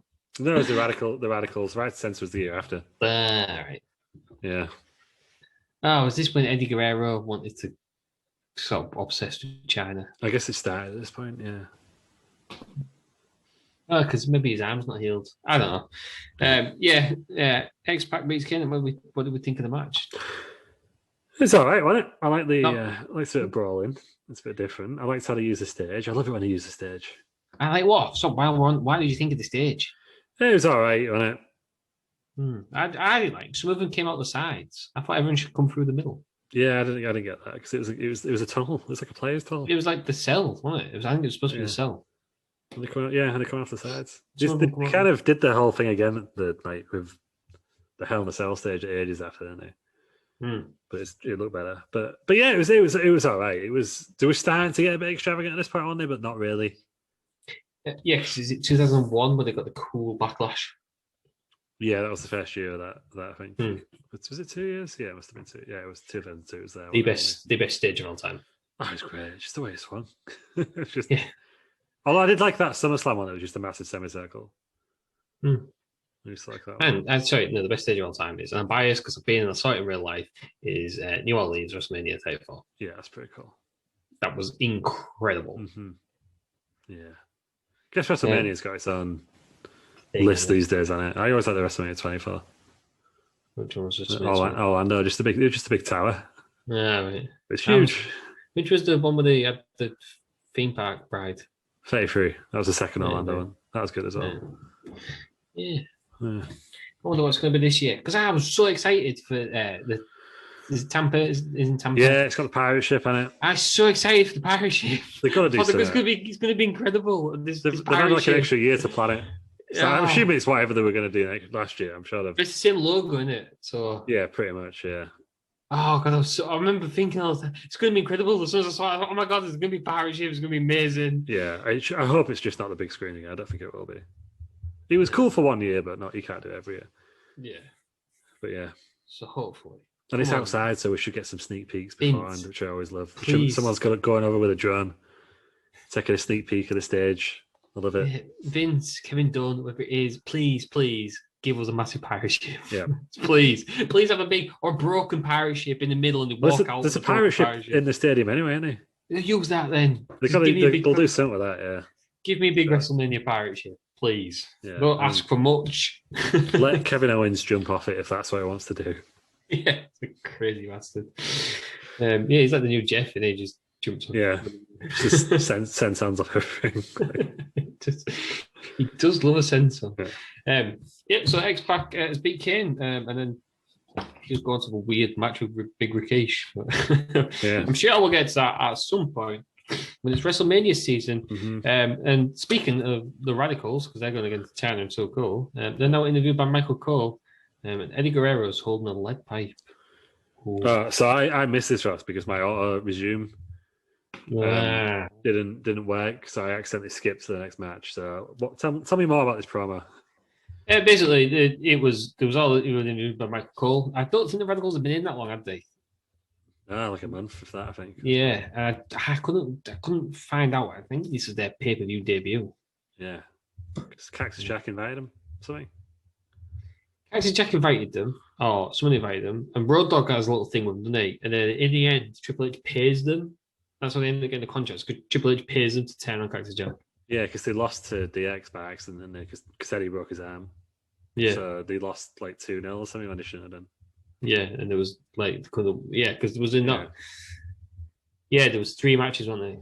Yeah, and they had to win 2, but then because Eddie broke his arm and they lost him or something. But I remember it was on Bruce Pritchard's podcast. I can't remember what happened, these 2 Radicals, they're both really, really good. Yeah. So it's basically just them all saying, "Oh, they're gonna win," and that, and then Eddie Guerrero's holding his pipe. He has a pipe in his thing. Yeah. In his sling. He didn't miss much. Yeah. That sounds good. That's hyped me up for a match for them against Rikishi and Tuchel. Yeah, which it's coming up next. No, it's good. It's coming up next because your prayers have been answered. We've got Rikishi and Tuchel against the Radicals. The 6-man tag. So Radicals will be Dean Malenko, Chris Benoit, and Perry Saturn. Because Eddie Guerrero's got a broken arm. They start brawling before the match, and then Eddie tries to use a pipe, and he's thrown out on the refs throwing people out. It's the worst one I've ever seen because he just says, "Get out, mate." Yeah, that's good. He didn't even get the arm. There's no arm. There's no oversell. It was just, yeah, come on, throw him out. Do the arm motions. So ref, yes, you have done your job, but not to get the big pop. You haven't done it well enough. Bad night for referees. The favorite thing in wrestling. Didn't do it right. Yeah, I'm pretty sure during the Royal Rumble, one of the pay-per-views that I was tweeting live, I was like, throwing refs out will never not be good. It's just the best thing. It's so good. Not throwing refs out. Get rid of these refs. Yeah. Bring back the scab refs. That's around this time. That? Yeah, it was 99. We need to find. I think it was Unforgiven on it. We'll find that one. Yeah. Throwing managers out. Great stuff. It will never. Yeah, it will. I agree. It'll never not be good. So Eddie's been thrown out. So it's a 3-on-3 match. It goes 12 minutes. It's pretty much the Radicals beating up Scotty 2 Hotty. They at one point Scotty 2 Hotty and Grandmaster Sexy. That's Triple H. JR calls him. They hit the worm with a hip hop drop on Perry Saturn. Benoit that hip hop drop looks good. He's underrated for Master. It's like a bloody missile. Yeah, it's really good. Yeah. They were, speaking of people who weren't supposed to get over, them two were supposed to be annoying, weren't they? Yeah, they were called too much at first, weren't they? Which I guess because they were too much. Too hot and too sexy. Yeah. Benoit breaks up the pin on Saturn with a headbutt, and then they all brawl, and then Rikishi ends up doing the banzai drop on Dean Malenko to win. Rikishi and Tuchel dance. Welcome. Keep Rikishi and Gunner, is he? Big Kish the one Gunner. They put the glasses on him. And whoa, he can't help himself. There's some good storytelling there. Like Malenko's obviously scared to get in with Rikishi, and then I think Rikishi's been beat down by Benoit, and that's when he decides, I'm going to get it now. And then Rikishi is just 500 pounds of fun, or whatever he's called, 500 pounds of fun. What do we think of this then? The Radicals' first match, and they lost. Yeah, I was going to say, imagine the internet's reaction now if this happened. 3 guys came across from AEW and lost to mid-card guys in the first match. Yeah. Did it harm the Radicals? Not really. Benoit was in the main event feud by the middle of the year when against The Rock. I think Dean Malenko was light heavyweight champion. Yeah. Perry Saturn was in Liverpool up. So it works out for all of them. That was a year after. But he gets Terry after this, doesn't he? He's in the hardcore division. Yeah. No, they're only mid-card guys, to be honest. Yeah, Benoit's only champion because to keep him around, isn't he? So Yeah, didn't work. no, it did not work. He never lost it, did he? No, he never lost it. They didn't even mention it earlier, which was weird. They just got the competition's champion. They just didn't even mention it. Strange. But yeah, to be fair, they were both firing lawsuits, Age, weren't they? Yeah, at that point, you would have tried to do something. I'm sure. But I think they were saying we don't value their championship, which was bollocks. But David, I can't even win it at this point. That was later in the year. No, yeah, that's true. Oh, we'll get to that. It's coming in May. It's coming in. There we go, guys. In May, it's coming. David, it's coming in May. Terry Peters will be here for that one. And you can watch him cry. You're gonna make him watch it. Watch on repeat. Yeah, because that should be a punishment at some point. Just for Terry Peters being Terry Peters. Yeah. And missing this week's show, it can be. You missed any? You missed any shows, Russ? I ain't missed any shows, but 100% record for me. Have you missed any shows? I have not. No. It's just Terry Peters who deems his house move more important than us. Yeah, it's 3 now. 3. Shocking. Only one official one. The other 2 are bonus episodes. That's all I'm off. Still is a disgrace. His attendance is now like it's like 98%, and I'm just he'll never be 100% now, will it? I don't know. It's a bald disgrace. He don't listen. What do you think? Very. Oh my God, them wrestling around guys are just buried Terry Peters. Yeah. What do we think of Rikishi and Tuko versus the Radicals? Overall, as a match, it was all right. It is a strange booking decision when you think it was the Radicals' first match on pay-per-view. But they've already lost as well. They already kind of lost on the way in. They're not kind of doing a lot to it, are they? So sometimes I do get those theories of like, oh yeah, Vince hates stuff he creates. Like, just kind of think, get him down. Just know that they're not. WCW just can't compete with us, and then we'll build them back up again. Maybe that might have been his theory, or it might just be like they just didn't think. Could they have not done like a screwy finish? I know they wanted Rikishi and Tuko to dance. A screwy finish, and Rikishi comes in and beats them all up. Yeah, or just one of them just gets wins with a roll up, and then Rikishi just chases them off and dance anyway. Like that'd been fine with it at this point. I mean, Rikishi in the back of his mind must have been thinking, I tried to kill Steve Austin a couple of months ago, but no one knows. Yeah, so maybe that's why you want to dance. Yeah, I was just thinking about what he'd done. Oh god. Yeah. So maybe Scotty 2 and Grandmaster 6 knew, and it was like, "Come on, Rikishi, you got to dance." He's like, "I can't dance. I tried to kill Steve Austin." Yeah, but no one's going to find out for. I tried to kill Steve Austin. Yeah. What if we lose the ratings war? The Rock don't even know I've done it for him yet. Yeah. Shocking, really. He'd be even more annoyed in the next match then, because he's done all this for Steve Austin. The Rock bloody loses his title. Rock's not even playing ball, is he? So, come on, Rikishi. So yeah, maybe that's what he was thinking deep down. So maybe if you look, you'll see the haunted eyes of Rikishi. That's why I put the sunglasses on, so you couldn't see the pain in his eyes. Who said wrestling doesn't have layers? Yeah. Unbelievable. Oh god, unbelievable stuff. So Rikishi and Tuko beat the Radicals.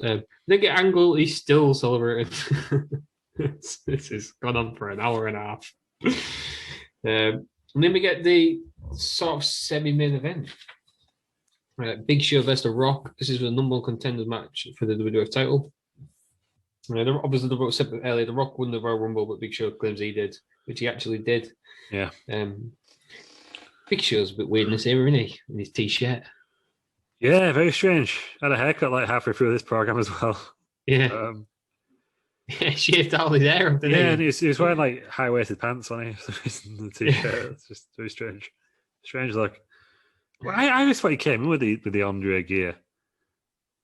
But I think afterwards. Yeah. He wears a t-shirt for a while, doesn't he? Then he goes into the Andre gear, then he goes into the singlet rather than the one strap. Yeah, like camera. There's one. He has a match. I'm pretty sure it's in 2000 with. It's maybe after WrestleMania with Kurt Angle where he's dressed as Hulk Hogan. Yes, he did. I love that. They're all about the Big Show just wants to have fun. Yeah, he was Shokishi at one point, wasn't he? He was like an insurrection or rebellion. I remember all these. And then he just completely destroys Kurt Angle in like 5 minutes. Yeah. Who else did he impersonate? I can't remember. I'm sure there was like a run of them. And they were like, yeah, it was great. But that might have been a Backlash, that one. Yeah, I remember him being Hulk Hogan because King and he's like he's 500 pounds. He just wants to have fun. Yeah. um, Good stuff. but yeah, he's against the Rock here. The Rock's finally took his t-shirt off, so Big Show's put one on. The Rock doesn't have his on. Yeah, in this match, refs, come on, Hebner. It's supposed to be classic ref. Big Show swings a chair at the Rock. Yeah, just DQ right there. Come on. DQ. Stupid by old Show. Yeah. But he misses. Hebner ends up getting bumped out of the ring. Big Show chokes onto the Rock. Tim White doing his job. Yep. Runs down, thinks, oh my God, there's not a ref. Big Show's going to win. I need to be impartial. Runs down to do the count. Hebner. Yeah, what's he doing? It's not my watch, pal. Off you go, pal. Get out of the ring. I'm saying, right? He should be fired for gross misconduct. If Hebner is up enough to go around the other side of the ring to pull Tim White out, get in the ring. You rolled in the counter yourself. What is he doing? Hebner corrupt. The refs start fighting. This is a number one contenders match. I know. I feel like this should be like a referee feud. It should be like a mid-card thing at least, you know. Not in the match. At So this point, you essentially end up with a fatal fall. This basically, because two refs are having a scrap and can't get on, fundamentally changes the course of WrestleMania. Yeah, this is for so you screwed Big Show, who rightfully won the Royal Rumble. You screwed him again. Yeah. This is for the main event of WrestleMania. The refs start fighting. Chaos has broke out. Shane McMahon returns. Yeah, I thought it was Vince. I forgot they had the same music at this point. Yeah. Yeah, the sort of, I guess the cooperation would have gone with the ministry. But I remember both when they wrestled at WrestleMania X7 a year later, they both had the same music, didn't they? Even though they were wrestling each other. When did he get his money one? I think it was 2001. He get his money one during the Alliance, I'm pretty sure. Yeah. No, is that when he started just being called like a little rich boy? Yeah, he had the big bucks. Is that when the Main Street Posse came in? No, that was earlier. I'm sure that was 90s. I'm sure Main Street Posse were around the 90s, yeah. Yeah, so Shane Mac returns. Sure, he's getting hit with a chair by the Rock and then a rock bottom. He's about to lose people's elbow and Shane hits the Rock with a chair. And the Big Show covers him. And then Hebner beat up old Timmy White. Got the upper hand. They made the pin. Big Show's won 9 minutes. Yeah. A shock. Yeah, it was a shock. But I think, again, heel number one contender, surely the face has got to win the title match now. I guess, and that's why I did that. Swear, yeah, bro. I think at one point they were building towards, it was the Fatal 4-Way, but it was Jericho instead of Foley, wasn't it? There's even a poster that got released with those four in it, but obviously the plans changed, bro. That's weird, because Jericho never really got his... He didn't become main event until the Invasion, did he? That wasn't even... Yeah, and then he headlined WrestleMania 2 years later, and he really shouldn't have. Yeah. Yeah.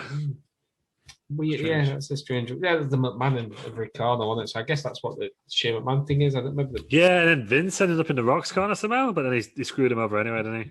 Which is why you got your title winner. Yeah, it was Vince and Shane having a thing. I don't know. Yeah, well, obviously they're all angry at each other, aren't they? Who was in? So yeah, it's Linda in McFoley's corner. So Linda brought Foley back, yeah. Yeah, Shane was a Big Show, Vince and The Rock, and yeah. Stephanie, obviously, in Triple H's, which is weird because Triple H got married to her when she was passed out. Which we all forget. And I was very confused because they were like a McMahon in every corner, and I didn't realize that being in the corner meant like you're a manager. And I was like, are these all related? I thought it was just Triple H. Very confused as a child. 1 3/4 gave it from Dave Meltzer, which we've not read all the way through, but I'm stealing Peter's gimmick. Well, yeah, that's for you to do if you want. I've done it. 1 3/4. What's been the highest match so far? Then? It's a lot. I say a lot. It's 2. No, 3 with 3 stars. Angle Jericho. Christian and Edge versus the Hardys. And Viscera Mark Henry. Viscera Mark Henry got 5 stars. Yeah. Of course. And then Too Cool versus the Radicals, also 3 Yeah. stars. That was a good match. Yeah, X-Pac and Kane, 2 3/4. Obviously didn't like it just quite as much. Yeah. Bossman and Taz was the dead. Mark Henry and the Viscera got a quarter of a star. The Viscera. Why did I say the Viscera? That should have been his gimmick for him. The Viscera. After Eric Bischoff had died when it's cast, yeah. Very Bischoff, yeah. After that. So yeah, the Big Show is the new number one contender. Shane O'Mac's back, the Rock's been screwed. It's all kicking off. And then speaking of kicking off, Kurt Angle's celebrating again. He's humming I Am the Champion, I think. Or We're the Champion. Oh, now he's outside, isn't he? Yeah, I remember. Now he's outside. I remember it. He's attacked by Chris Jericho in China. And then I was so Americanizing this. I initially put in the trunk of the car. It's a boat, isn't it? It's a boat. Trunk. Some of that is trunk. It's a boat. We're English. It's a boat. Yeah. Which don't make any sense. Trunk makes a bit more sense, I guess, because it is a trunk, isn't it? That's what like a trunk is to me. Is a suitcasey thing. Yeah, it's a boot like that booty, and it sits at the back. That's where it comes from. Yeah. Believe. Oh, there we go. So that's where the origin of car boot come from. That booty. That booty. You see a car boot though, and I don't think of a boot of a car. I immediately think of the sale. Yes, selling stuff. Yeah. Oh, that'd have been a great gimmick. The car booty man. Sorry. He wrong someone. Could have feuded with Repo Man. Where he's like, I've got to take it. He said, I'm trying to sell it, mate. It's just... Yeah. And maybe they could have been a tag team, so Repo Man repoed it. And Car Booty Man sold it on. IRS pops up and it's like, well, you guys, you're not paying your tax on this. Like, it's Car Booty sale, you'll pay your tax. Sells it to the $1 Million Man. Yeah. You know, we've got a staple there all of a sudden. Very good. Oh, Cameron Grimes. Now, if you want to bring out speed. Yeah. There's a massive win to the stonks. Doesn't we need Ed Leslie in there? Yeah. I'll see this one.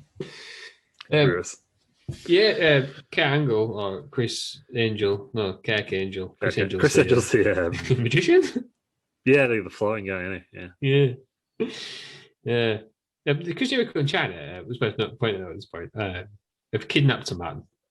And they're the good guys. You can't cheat.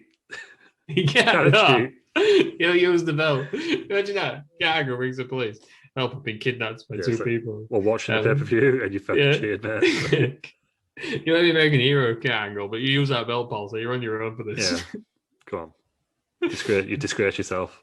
Imagine that police chief just real angry. Well, he should have used the belt angle and slammed the Yeah. I wonder if Vince ever contacted the Iranian guy who he beat. I don't know. That'd have been a ready-made storyline right there. Would that have been similar to the Cain Velasquez? Yeah. Brock Lesnar, which was... What? Well, I think Cain Velasquez was meant to have a longer run money, but he got released. He got injured. He got injured and released. Injured and released, yeah. Yeah, but they built up Velasquez as this big thing, and he got just pretty much squashed by Lesnar. Yeah, and then I remember Sarah coming out with Sarah. What a weird time. Yeah, that one match. 2019. Was that 2020? Was that not the same? Yeah, was that not the same thing when Tyson Fury first? No, it's all before. It was November 2019, wasn't it? I think the one last year was Goldberg Fiend, wasn't it? I don't think there's any celebrity match in that one. Yeah, I think it was was it Crown Jewel? I'm sure was Fury and Cain Velasquez not on the same card. Yeah, it was. Yeah, but I think it was the one just after SmackDown debut, so it must have been. Would have been because I'm pretty sure Tyson Fury won his title in 2019. Yeah, it'd have been 2020 then. No, yeah, 2019, late 2019. Yeah. Oh, did he? God, we've lost a year, haven't we? Yeah, he was champion at the time. He was Summit at the time. Ring champion, Summit champion. Yeah, he called himself the lineal champion because he's never actually lost. That's the one. That's what it was. But yeah, now I'm pretty easy. I don't even know if he's ring champion again now, but he's WBC. Yeah. Yeah, so that would have been, I agree with you, that would have been a good angle. Yeah. But it would have ended up probably would have been better because it's angle, not Lesnar. Yeah, but he could have, I say it would have been good, but they've had him managed by Iron Sheik, couldn't they? It would have been so racist. The Fiery probably. Yeah, they would have gone horribly wrong. It would have been mattered. Probably for the best. Yeah, it wouldn't have been mattered from the same place. Just well, you look similar. You can manage him. Yeah. So we'll move on then to the main event. Triple H vs Cactus Jack.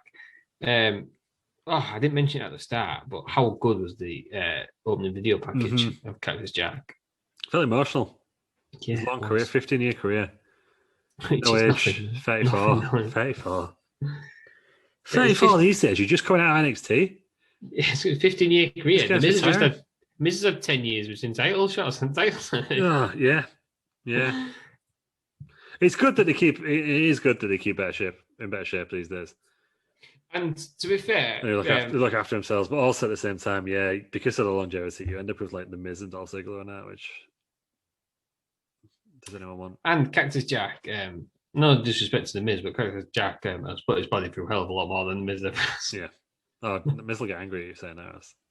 I know, God, I'm going to start with you. Well, you better think twice because me and Gangrel. Yeah. Maybe he can be Nathan Cruz's mystery partner. God. That's got WrestleMania all over it. Gangrel and me against the Miz and Nathan Cruz. Pretty sure, yeah. It's good. Does that count? Could that count? I've been on WrestleMania if it's on the Yeah, I reckon it counts. Yeah, fuck you. Of course, not anybody else. Yeah. No, Ted Peters had a match. Travis T had a match. Yeah, that was on the main show of NGW, wasn't it? I don't think it was a main show, was it? Did he not just mess about in the ring? No, it was at a match. So does it count if it's in the Long Hill convention center? Yeah, it is, yeah. It's their grand stage, the Howard Halls of East Mountain Recreation Centre. Oh, God, Terry Peters. Bless him, he's back next week. Cactus Jack. I love the fact they said it's my dream. It's the one about dream to headline WrestleMania in it, which I guess he does. He does, but he regrets it, doesn't he? Even the other day, he put on Facebook that he wishes this match was his last match. Yeah, he never wrestles. What and not the Edge stuff. Yeah, he wishes. So he just says he wishes he retired and he retired. Yeah. I've had some great matches after this. Lovely. We've done a full episode. We've done a full episode on it. Retired matches. His last ever match was against Rick Flair, wasn't it? Yeah. If you don't count the Royal Rumble, he came back in. Which again, the other day said he was pretty cool. Foley seems like a complicated soul. Yeah. Was that his last ever match? Or was that his last WWE match? No, it was in TNA. They had the last one standing match in TNA. Not the Foley Flair feud in. Yeah, WWE. No, he had an actual. His last WWE match before that was like a 6-pack challenge at like Vengeance, isn't it? Like, it was like former champions. Yeah, he seems a complicated soul as old Mick. He'd be one to have on a little podcast. Conrad Thompson, if you're paying any attention to us, he'd be one to have. Well, I think he's angling for a job with AEW now. The way he keeps tweeting about him, like, we're trying to get his daughter a job. Yeah. But yeah. It would be good. Great. Yeah. I was saying in the video package, he's saying how it's his dream, but in fact, it's his nightmare. He decides he's going to wake up, which I thought was just a good line. I can't remember if they showed it in this. They definitely showed it in the Royal Rumble match. Is when Cactus Jack, Mankind takes his mask off to reveal Cactus Jack, and Triple H's sell job is one of the greatest sell jobs of all time. Because he could have just gone, and then that would have killed it dead in the water. But he's like, oh my God. Yeah, I think it was before the Royal Rumble or something that one happened. But this was such a good feud. This is the whole reason I love this pay-per-view. So it's for the WWF World Title. It's Hell in a Cell. Obviously, Cactus Jack loses, then he has to retire. Interesting. There's a lot of sort of foreshadowing in this because the cell lowers them both inside because Cactus Jack keeps saying how he's going to jump off the top. Mm-hmm. So Triple H is like double padlocked all the door and it lowers them inside, which I thought, why, that's a bit weird. Why have they done that? But it's to stop him climbing back out, isn't it? Because he starts the match on top of it. His last match, last Hell in a Cell, he started on top, didn't he? So that's clever. Sensible. Yeah, it's definitely, It is, when you put it all, I don't know if it's basically, like you say, is it wrestling fans putting things together? It's a bit of both, and like we do like to add stuff together and make a story that's not there. But I don't think there's anything wrong with that. Yeah, but it makes sense, and it makes Triple H look even more cerebral. Mm-hmm. Is he a cerebral assassin at this point? No, he runs the company. Yeah, basically. Him and Stephanie. I think he's also the boss in it because he was the one who gave Big Show the match, wasn't Yeah, it's McMahon's obviously. Yeah, he's got his Thing, contacts. Yeah. So Steve McMahon's also at ringside. They're having a pretty brutal match inside. Triple H is bust open. He did a hell of a blood job, Triple H. And then they start chucking the steps about, and it gets thrown for the cell. So that's Cactus Jack's opening to get out. He jumps through the cell, and he cuts all his arm open. The mad bastard. Yeah. To be fair, wire like that, as somebody who's cut themselves frequently on wire like that, yeah, it's one of them, you don't even know you've done it, and then you look down and your arm's just like, oh my, what? You don't think it's that sharp. No, it don't really look it, does it? It always looks quite soft. I know it's not, but the ends of it are going to be so sharp. Yeah, and as Michael Cole says, you can get your finger caught in there, can't you? So it's dangerous. Yeah. Cole. Oh, fuck you, Cole. So they start fighting outside. They then do a pile driver on the table, which never breaks. All throughout this feud, he tries it loads and it never goes through. I think he probably would have killed Triple H if it had gone through. Yeah, I think it was, at this point he was laying him on it because he looked like he was going to climb to jump off it, didn't it? Which was the whole point. Yeah. So I guess it's intentionally not broken on this one. I don't know. You just think to take everything off the thing, you expect it to go through, don't you? Yeah. And they still sell it like it does anyway, don't they? The announcers. Yeah. That's why I was like. But if you gimmick it too much, it's happened. It's The Rock and Triple H and Kurt Angle won it where it just broke. Yeah. Triple H. Did you see a takeover the other week? No, I haven't watched it. I can't remember who it was. It might have been Io Shirai. Who else was in the match? It was a triple threat match. They started prepping the table and it just fell apart. So was that Tony Storm? Tony Storm, and who else was Mercedes Martinez? No, Mercedes Martinez, I think. Mercedes Martinez. Yeah, but so one of them started clearing the table and it broke. Yeah, that's the thing, isn't it? So they had to cut 5 minutes off the match in the end because they had nothing to do. The big spot was couldn't do it. Yeah. I guess that's what he has to do. So he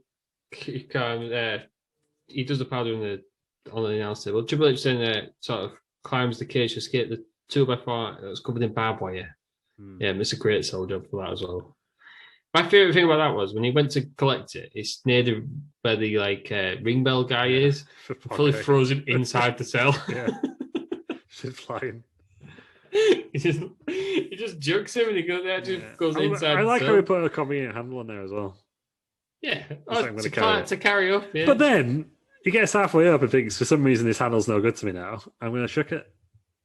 Yeah, so Triple H. Yeah. Stood up there. More successful than Chad to throw the chair up there. Oh, that was awkward. So this got 4.5 from Melts. I imagine that half star is because he couldn't get the chair up. It's 10 minutes of him lobbing it. I love when they cut the camera away. They're just like, Vince is back. God damn it, don't show this anymore. Like, Triple H is in the front row. You're going to shit yourself. Well, nearly it's king, doesn't it? Yeah, he's fuming. Triple H is stood there, like just looking at what they do now. She just starts shouting at him. yeah, because he can't exactly go and catch it. Go on. But if you watch the one with Undertaker, which I think we've done in the archives, someone else chucks King of the Ring. The same guy chucks Austin's beer, isn't it? No, well, he can't do it the first time. He brings it out with him, doesn't he? I don't think he can do it the first time. Must be. And this is higher. This cage is even higher, I think, isn't it? Yeah. But before he starts throwing the chair about, he climbs up with a 2x4 to chase after Triple H, and like Lou says, he puts it on the top and he gets bashed on the head and he falls off the cell through the table. Yeah. Which is a hell of a bump, but it's just like it's just the thing in this match, isn't it? Yeah, it just happens, isn't it? Like once you got off the top, it just doesn't seem as impressive anymore, does it? Like that's the only bump they take off Hell in a Cell these days, isn't it? Unless it's Shane McMahon like pre-planned one. Yeah. But it just doesn't seem like a big deal anymore. When he keeps showing the one where he's been off the top. That was probably higher than the one that he took off the top. It just doesn't look as brutal, does it? It's more controlled one, I guess. Yeah, it goes through the table. Like, the whole thing is Triple H can't kill Cactus Jack, which makes him look like an absolute badass. Yeah. So after he stops messing about throwing the chair up, he decides against it. He climbs up. They both fight on the top of the cell. He then gets a match out of his boot, sets the 2x4 on fire. Yeah, just after, King goes, what could be worse than a 2x4 wrapped with wire? And then with that, Foley's lighting it. Good timing, King. Yeah, but I wonder if he knew.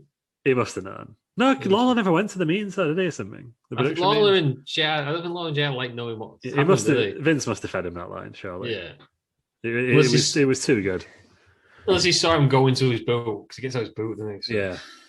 I think the kid starts coming away at the corner as well at some point. Oh, it was like, even though obviously I know it didn't happen, it was terrifying because even when it started going away at the corner, they carried on wrestling there. And then I assume because there's a loose panel at the other side that they definitely know they can't touch. Yeah. And then when Triple H was like writhing in pain, there's one point where he leans over and he's like, "Shit, I've come the wrong way here." It looked like he was going to go over the top, so he quickly rolls back and goes the other way to get up. And so you see, you see, it was far too close to the side. I was terrified. You see the corner coming away, and then the Cactus Jack thinks, there's a bloody suplex on there. I'll do a suplex on a 250-pound man. but Triple H, like, there's one point where if he'd have like rolled over slightly more, he'd have gone off the side because he won. I don't think he realised where he was. Imagine Oh, that. Good God, it'd been awful. Well, it didn't sold anyway, wouldn't they? But he just landed on the barricade. It'd been terrible. Oh God. So the 2x4 is now on fire. Cactus goes to do a pile driver on the flaming. But just did that, a pile driver on a flaming barbed wire 2x4. I mean, he couldn't stand that in the air because he'd have been on fire, wouldn't he? So it's like he goes, "I'm going to do the pile driver on here." Also, it's about 2 meters away from it. And then he's backdropped. Triple H reverses it, backdrops him through the cell, and he goes into the ring. Yeah, and another bloody errant chair down there that he goes through as well. Luckily, doesn't hit him on the head this time. Yeah, it goes through though, doesn't it? Because it's just buckles the actual chair seat. Yeah. Why was that there? I don't remember that being used in the match. It must have been. They put it in the corner, didn't they? There's like a drop toe hold on it, and they just put it in the wrong corner. Yeah. But it misses. It misses. I'm glad they made the ring go because one, it looks more impressive, and two, it's a lot safer in it. Yeah, a hell of a lot away from that bump. I wonder when they gimmick the ring. Yeah, they must be messing it out when they're up there. I'm guessing. You have somebody underneath who just takes away a panel. I think they do take away a panel. I'm sure Edge mentioned it on one of his podcasts because he was under there. He went through it once, didn't he? And I know they had in WCW, they had a trap door, didn't they? That Warrior comes out under. Yeah. And David Boy Smith, the British Bulldog, he gets slammed on it. Yeah. Because they forgot it was there. No one told him it was there. And it injures him. And that's one of the reasons why he got addicted to painkillers. Oh, yeah, he's back, yeah.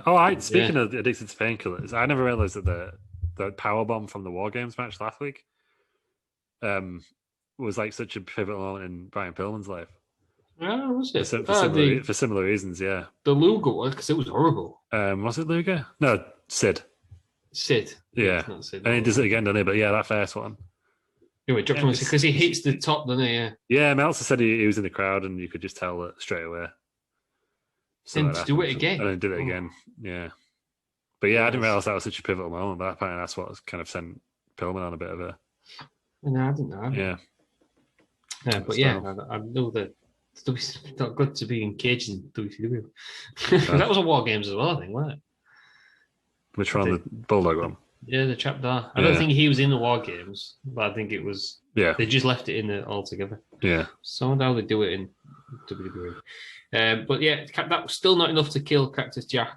He finally gets back up. Triple H is great all the way through this. Okay, what anyone says about Triple H. Okay, if you don't like him now, Triple H is incredible. Mm-hmm. He then hits a pedigree on him, and he finally beats him. 23 minutes.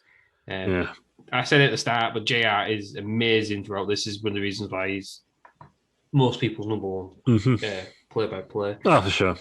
This feud, is this the making of Triple H? Yeah, 100% they're making a Triple H, yeah. This and the Street Fight the month before.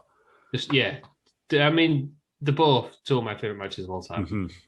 They've got Yeah, just this whole heel thing. I remember, like, as a kid, just absolutely hating Triple H at this point, which is what you're meant to do. Yeah. But I think this is the feud, really, that kind of got me into wrestling. Or the first storyline I remember really following properly.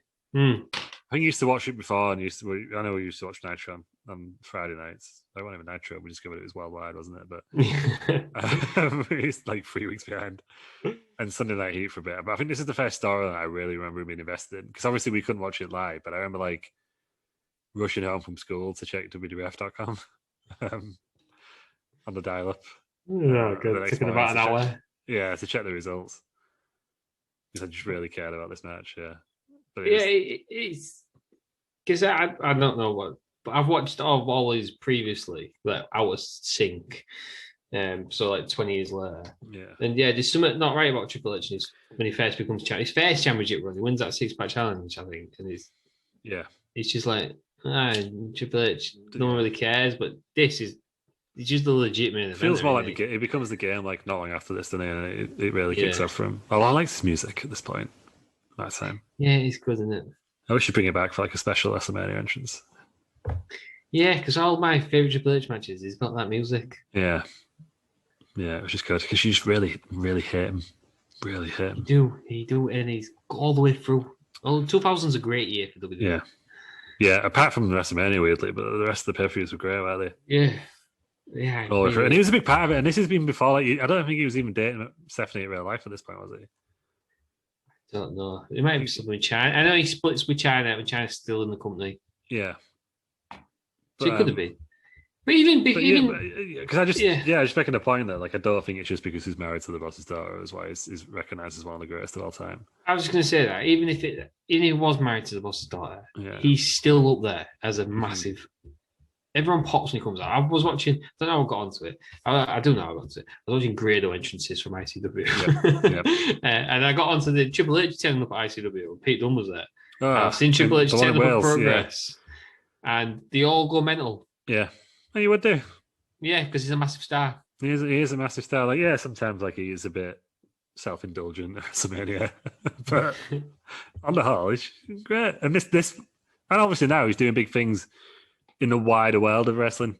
With kind of running NXT and stuff, and everyone loves that. Or they used to until it went away to one USA for some reason. And NXT UK, now he's going to do NXT India, and it was just the way he's just kind of setting up WWE as like a global body of wrestling rather than just like one company. I think is fantastic. And I love NXT UK. I think it's good for the talent. I think it's great. I think we discussed British wrestling, as we learned last year, needs a hell of a lot of oversight, and this is going to be a company that actually gives it. We need a WWE in the UK. We need something. It's just like it's like darts, isn't it? Right? You got the PDC, all the great stars doing it properly, and you've got the rest of British wrestling, which at the time was the BDO. yeah. It was just PDC wanted to buy out the BDO.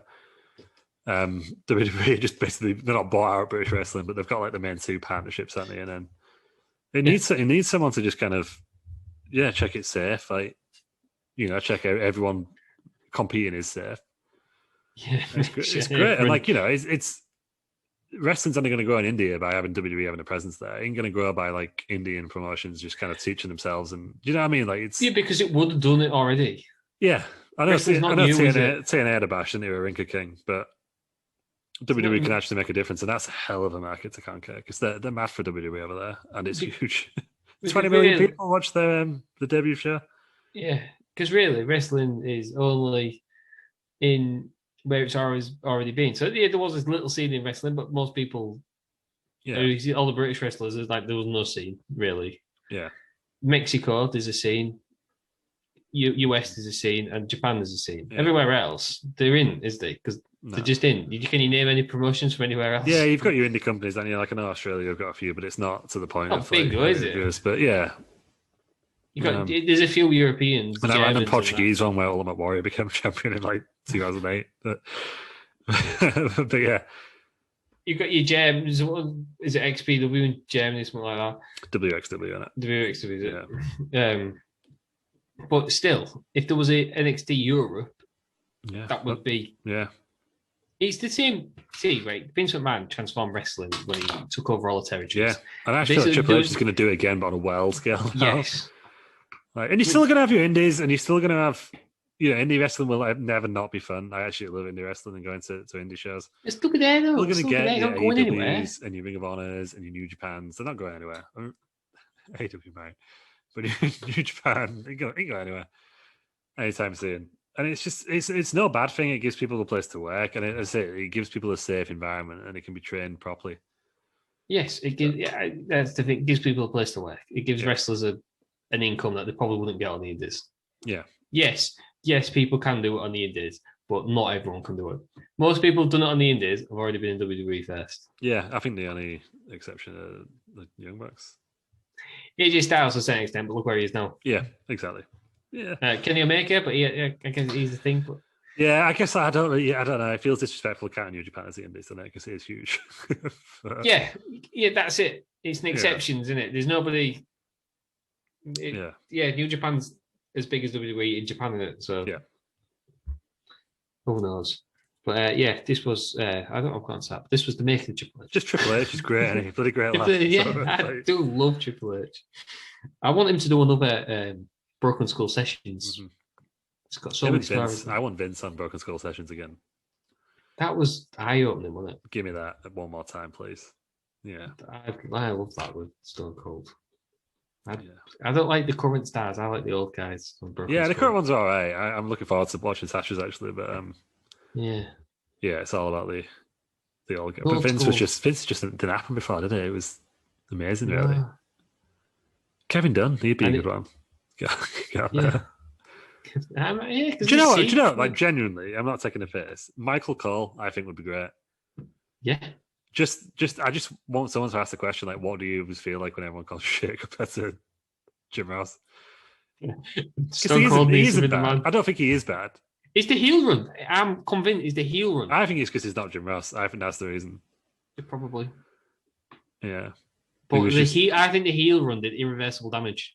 Yeah, I think it did, but I think that heel run didn't need to happen. It's a fancy turn. It's a commentator. I love that. You don't need a heel commentator. Yeah, we did coach. I love that. But yeah, I think it'd be quite interesting. Yeah, there's loads of people backstage who will be interesting. We've got so many stories to tell. And it looks like they're trying to tell them more. There's like a Big E thing on the network now. Yeah, I can't wait to watch that as well. Is that a 24? Yeah. That's what's going on the network. I know they're on this Peacock thing. They'll probably have to put more out. Yeah, so apparently WWE's documentary team now, because they're that good at now doing documentaries for outside of WWE. They're really, really. I never used to watch them. I think the first one I watched was Edge's 24, his return. Yeah. And then I just watched loads after that. Mm-hmm. Yeah, Seth Rollins one was the one for me at first. That was great. But there's Dark Side of the Ring that's coming back. That's really good. It is, yeah. God. The wrestling documentaries. A lot of sidebarring today, aren't we? Yes, because PC has to keep us in check. Yeah, it's not true. We've probably done about 10% of No Way Out 2000. About 5% of general wrestling. It's fine, you know the results. Everyone's seen it. It's just a chat, isn't it? So we'll go back. So after the match, Triple H leaves, and Foley gets his standing ovation as he walks out. Which, again, if we're being in that thing in it, that would have been a perfect way to end. I'm kind of glad he got his, even though he didn't like it, it's good that he got his spot at WrestleMania, even though he did feel like a bit pat. I remember watching it and it was like a bit like, why is he there? Yeah. And he went out first and I think he hit Triple H with the barbed wire. It didn't even break. I didn't even bust him open. And he just carried on. Has anybody ever had a perfect retirement? No, not since Shawn Michaels fucked it up in Saudi Arabia. No. Yeah. Don't think anyone has. Rick Flair could have had one. And then he went into TNA and started bleeding. Yeah, that was amazing. Shawn Michaels, Undertaker, he could have had one. Undertaker, we'll see. I mean, Undertaker, really, if he just retired after that Roman match where it looked like he had retired. Yeah, I don't think you can count. I know it was a bad match, but I don't think you can count Undertaker as ever been a good retirement because he went on for far too long. Yeah. So the Boneyard match was great. It was just a bunch of old dudes who came out and then just disappeared. Yeah, the Boneyard match was great. Love that, but I can't discount the 5 years in between. Yeah, you can't do it, can you? Mm-hmm. So I don't think there is such a thing as a perfect tournament. Stone Cold, he wasn't finished though, was he? No, I think he said that only he decided it was going to be his last match at that point, anyway. Yeah. But he seems content. So Edge felt fairly content until he didn't. I think the difference with them is they were, and I think you don't want it to happen to wrestlers because it means that they've had a bad injury. But Stone Cold Edge, they were told you can't do it anymore. Yeah, and Daniel Bryan kind of changed the game, didn't he? Yeah, And I guess it makes sense because modern medicine and surgery, they've got better. Yeah, I think Paige is pretty much not hidden the fact that she wants to return now, has she? Yeah, she'll go to AEW. No, I think she'll stay in WWE. I think they're just paying her to just do nothing at the moment. No, she can't do a Twitch stream. Which I don't understand really. Like, I would want against that, but no, that's just full pocket. Well, they've got their own now, haven't they? They've got their own on the network. The gaming hour. Randomly with Ronda Rousey. Yeah, she'll be back. Yeah, will she? I think so. The contract expires soon, isn't it? I think she'll be 3 years this year since she was at WrestleMania. That's mad. She'll be in AEW. And it'd be a big deal every Ronda Rousey versus Britt Baker. Yeah. Oh, we liked her all along. But yeah, I think that's sometimes wrestlers need to be told no, don't they? Yeah. And that unfortunately. But yeah, it would have been a shame. But if Cactus Jack had retired, then we would have got the Edge match, and we wouldn't have got the match with Tommy Dreamer and Terry Funk. We wouldn't have got one night stand, yeah. And he wouldn't have had like WrestleMania when. So yeah, not even mad that he didn't retire. No. So that was No Way Out. What do we think overall then? No Way Out. I actually loved it. I really did. I mean, that main event is just, we were saying earlier, like a bad main event makes a show bad. I think a good main event makes a good show good, doesn't it? Yes. And this is definitely the case. But the undercard, there was nothing terrible. Even like Mark Henry versus Viscera didn't go on too long to be. It was only 3 minutes when it. Yeah. Even though the crowd got bored and started trying to bore him during that. After about a minute, 30 seconds. Yeah, it was quite a well paced show, and there was no match that went on that felt like it went on too long. We watch some of these older ones, and it's like 20 minutes mid card match. None of that. Yeah. So, yeah. Even the 12-minute tag with Rikishi felt like it flew by. Decent show, but again, this wasn't an area where WWE could do no wrong. It's probably the creative peak. But this WWE was around this time, wasn't it? You're thinking that this is stacked, isn't it, this card. There's no Undertaker, there's no Stone Cold. Yeah. Yeah. And the card's absolutely stacked. They're pulling that out, yeah. Yeah, just to make big stars. They made Triple H. Yeah, they made Triple H make Angle. They made the Rock. Rock had only been around 2 weeks. Well, yeah, it was only his first really big babyface main event push, wasn't it? Yeah. God, I wish you just gave him the title at WrestleMania, but there you go. That's a different story for a different time. He got it later on, didn't he? To be fair though, you can't be mad at Kurt Angle's run, can you? So no, but I can be mad at heel Triple H winning the main event at WrestleMania. That's that's true. You can be mad at it. It's going to happen at some point, though, won't it? No, I didn't have to. Ever? No, just leave it. What would you give it out of 10 then? Give it an 8. Yeah, I'd go even higher, mate. I'd go 9. In the top tier of what we watched, I think. Well, we did that. A foreshadowing there. I'd give it a 9. Yeah. I just loved everything. This is my favorite. I've watched this pay-per-view about 5 times. I always go back and watch. I've never watched it. Have you? Never watched it. I've only watched the Hell in a Cell match once. I always avoided watching it because I was just it for some like the thought of the match brings me a profound sadness because I kind of thought it was real as a kid. Do you know what I mean? Like I genuinely was fuming the Triple H one as a child. So I think I just avoided watching it for the longest time. But do you know the one? It was really good. The one that got me was right. I knew it was fake. It was well-known fact at this point. But when when Chavo Guerrero turned on Rey Mysterio and cost him the title to Booker T, I've never liked Chavo since. I knew it was fake. But I was still livid. I was absolutely. I remember Cousin Tom was like that when Matt turned on Jeff. That time he cost the title. Like, the things to get to, innit? Yeah, it's like he sat there thinking, I know it's fair. I'm absolutely livid. I was so invested. But that's also good heel time when you're actually genuinely annoyed that your favorite wrestlers turned heel and you can't cheer them anymore. Yeah. And maybe I was a big Rey Mysterio mark back then. Yeah. So when Randy Orton beat him, I think that was No Way Out. Yeah, it was. Yeah. It's going to the match at Kurt Angle. I was like, but Rey Mysterio with the Royal Rumble. If you probably look back on No Way Out, it's probably a really heel-oriented pay-per-view, isn't it? Because it sets at WrestleMania. Yeah, we'll have to do that one next year, probably now. Yeah. But, I was like, Randy Orton cheated. Teddy Long, Randy Orton cheated. Give Rey Mysterio his title shot back. I was like, it's not going to make Rey Mysterio lose it. You don't know what's happening there. I think there's a really good Undertaker Angle match on there as well. 2006, there is, but we'll do that. So I'll give you get an 8. I'll give this a 9. Terry Peters, let's just say let's give it a 6.5. God, he's going to be really, really. All these pay-per-views are just going to be in a line, aren't they? The few that are It's a line few graph, that are right? down. Just drops down for WCW, other than that. And then 6.5 all the way. whichever ones he picks some right weird ones. And he loves his 92, then he loves WWF 92. Yes. That'll go. But next week, two people will be back.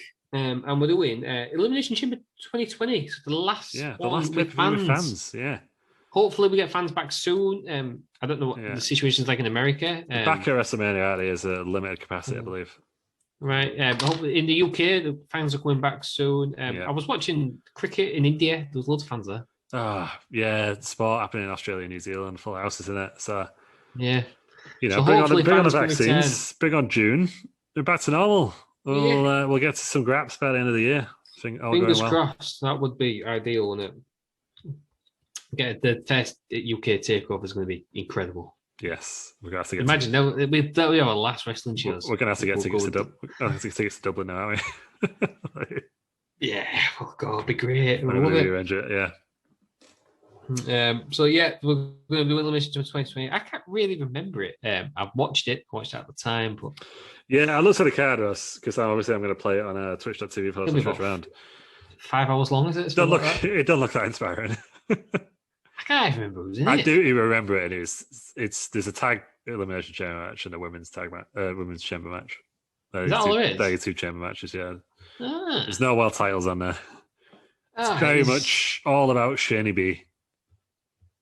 Shayna B. Oh, Shayna Baszler. Shayna Baszler. Yeah. It's not even the women's elimination chamber match I was thinking of. I was thinking of the one year before with Sasha and Bailey. Yeah, no, they're not in it. They're in the tag match. They're in the women's tag match. It's the Riot Squad. Shayna Baszler, Asuka, and it was one of those ones. The Riot Squad including Sarah Logan. Why do we pick this match? I just thought it was, Last one with fans on it. Last one with fans. Natalia. You've got Natalia. Of course she's in. Absolute fun sponge. No, that's the only women's match. The main event. No.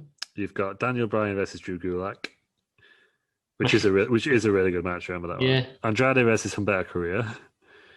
you tag chamber match, which is the Usos, the Miz and Morrison, New Day, the Usos again. Was Morrison in at this point?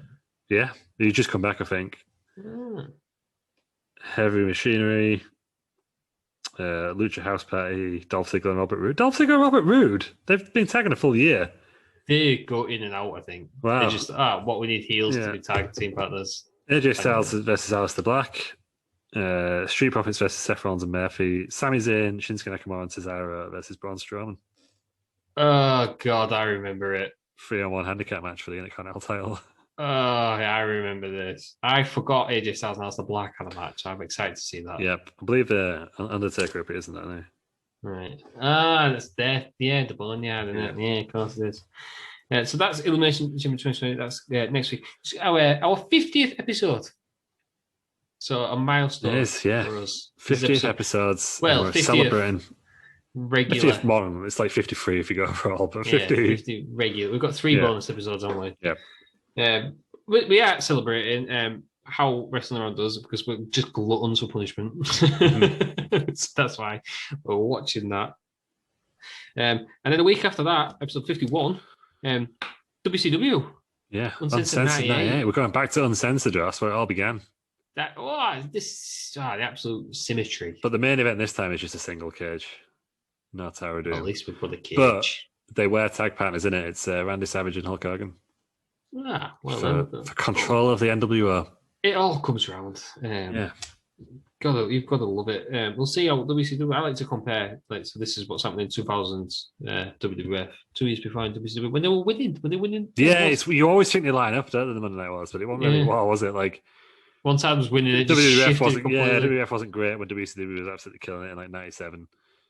98, I think this was kind of like the first pay-per-view after the hoo-ha at Starrcade. Right, and the field finger poke of doom. Oh, was it second? No, there must have been Super Bowl between. Yeah, second one, I think, after that. And then, so it was all that hoo-ha, the NWO starting to fracture.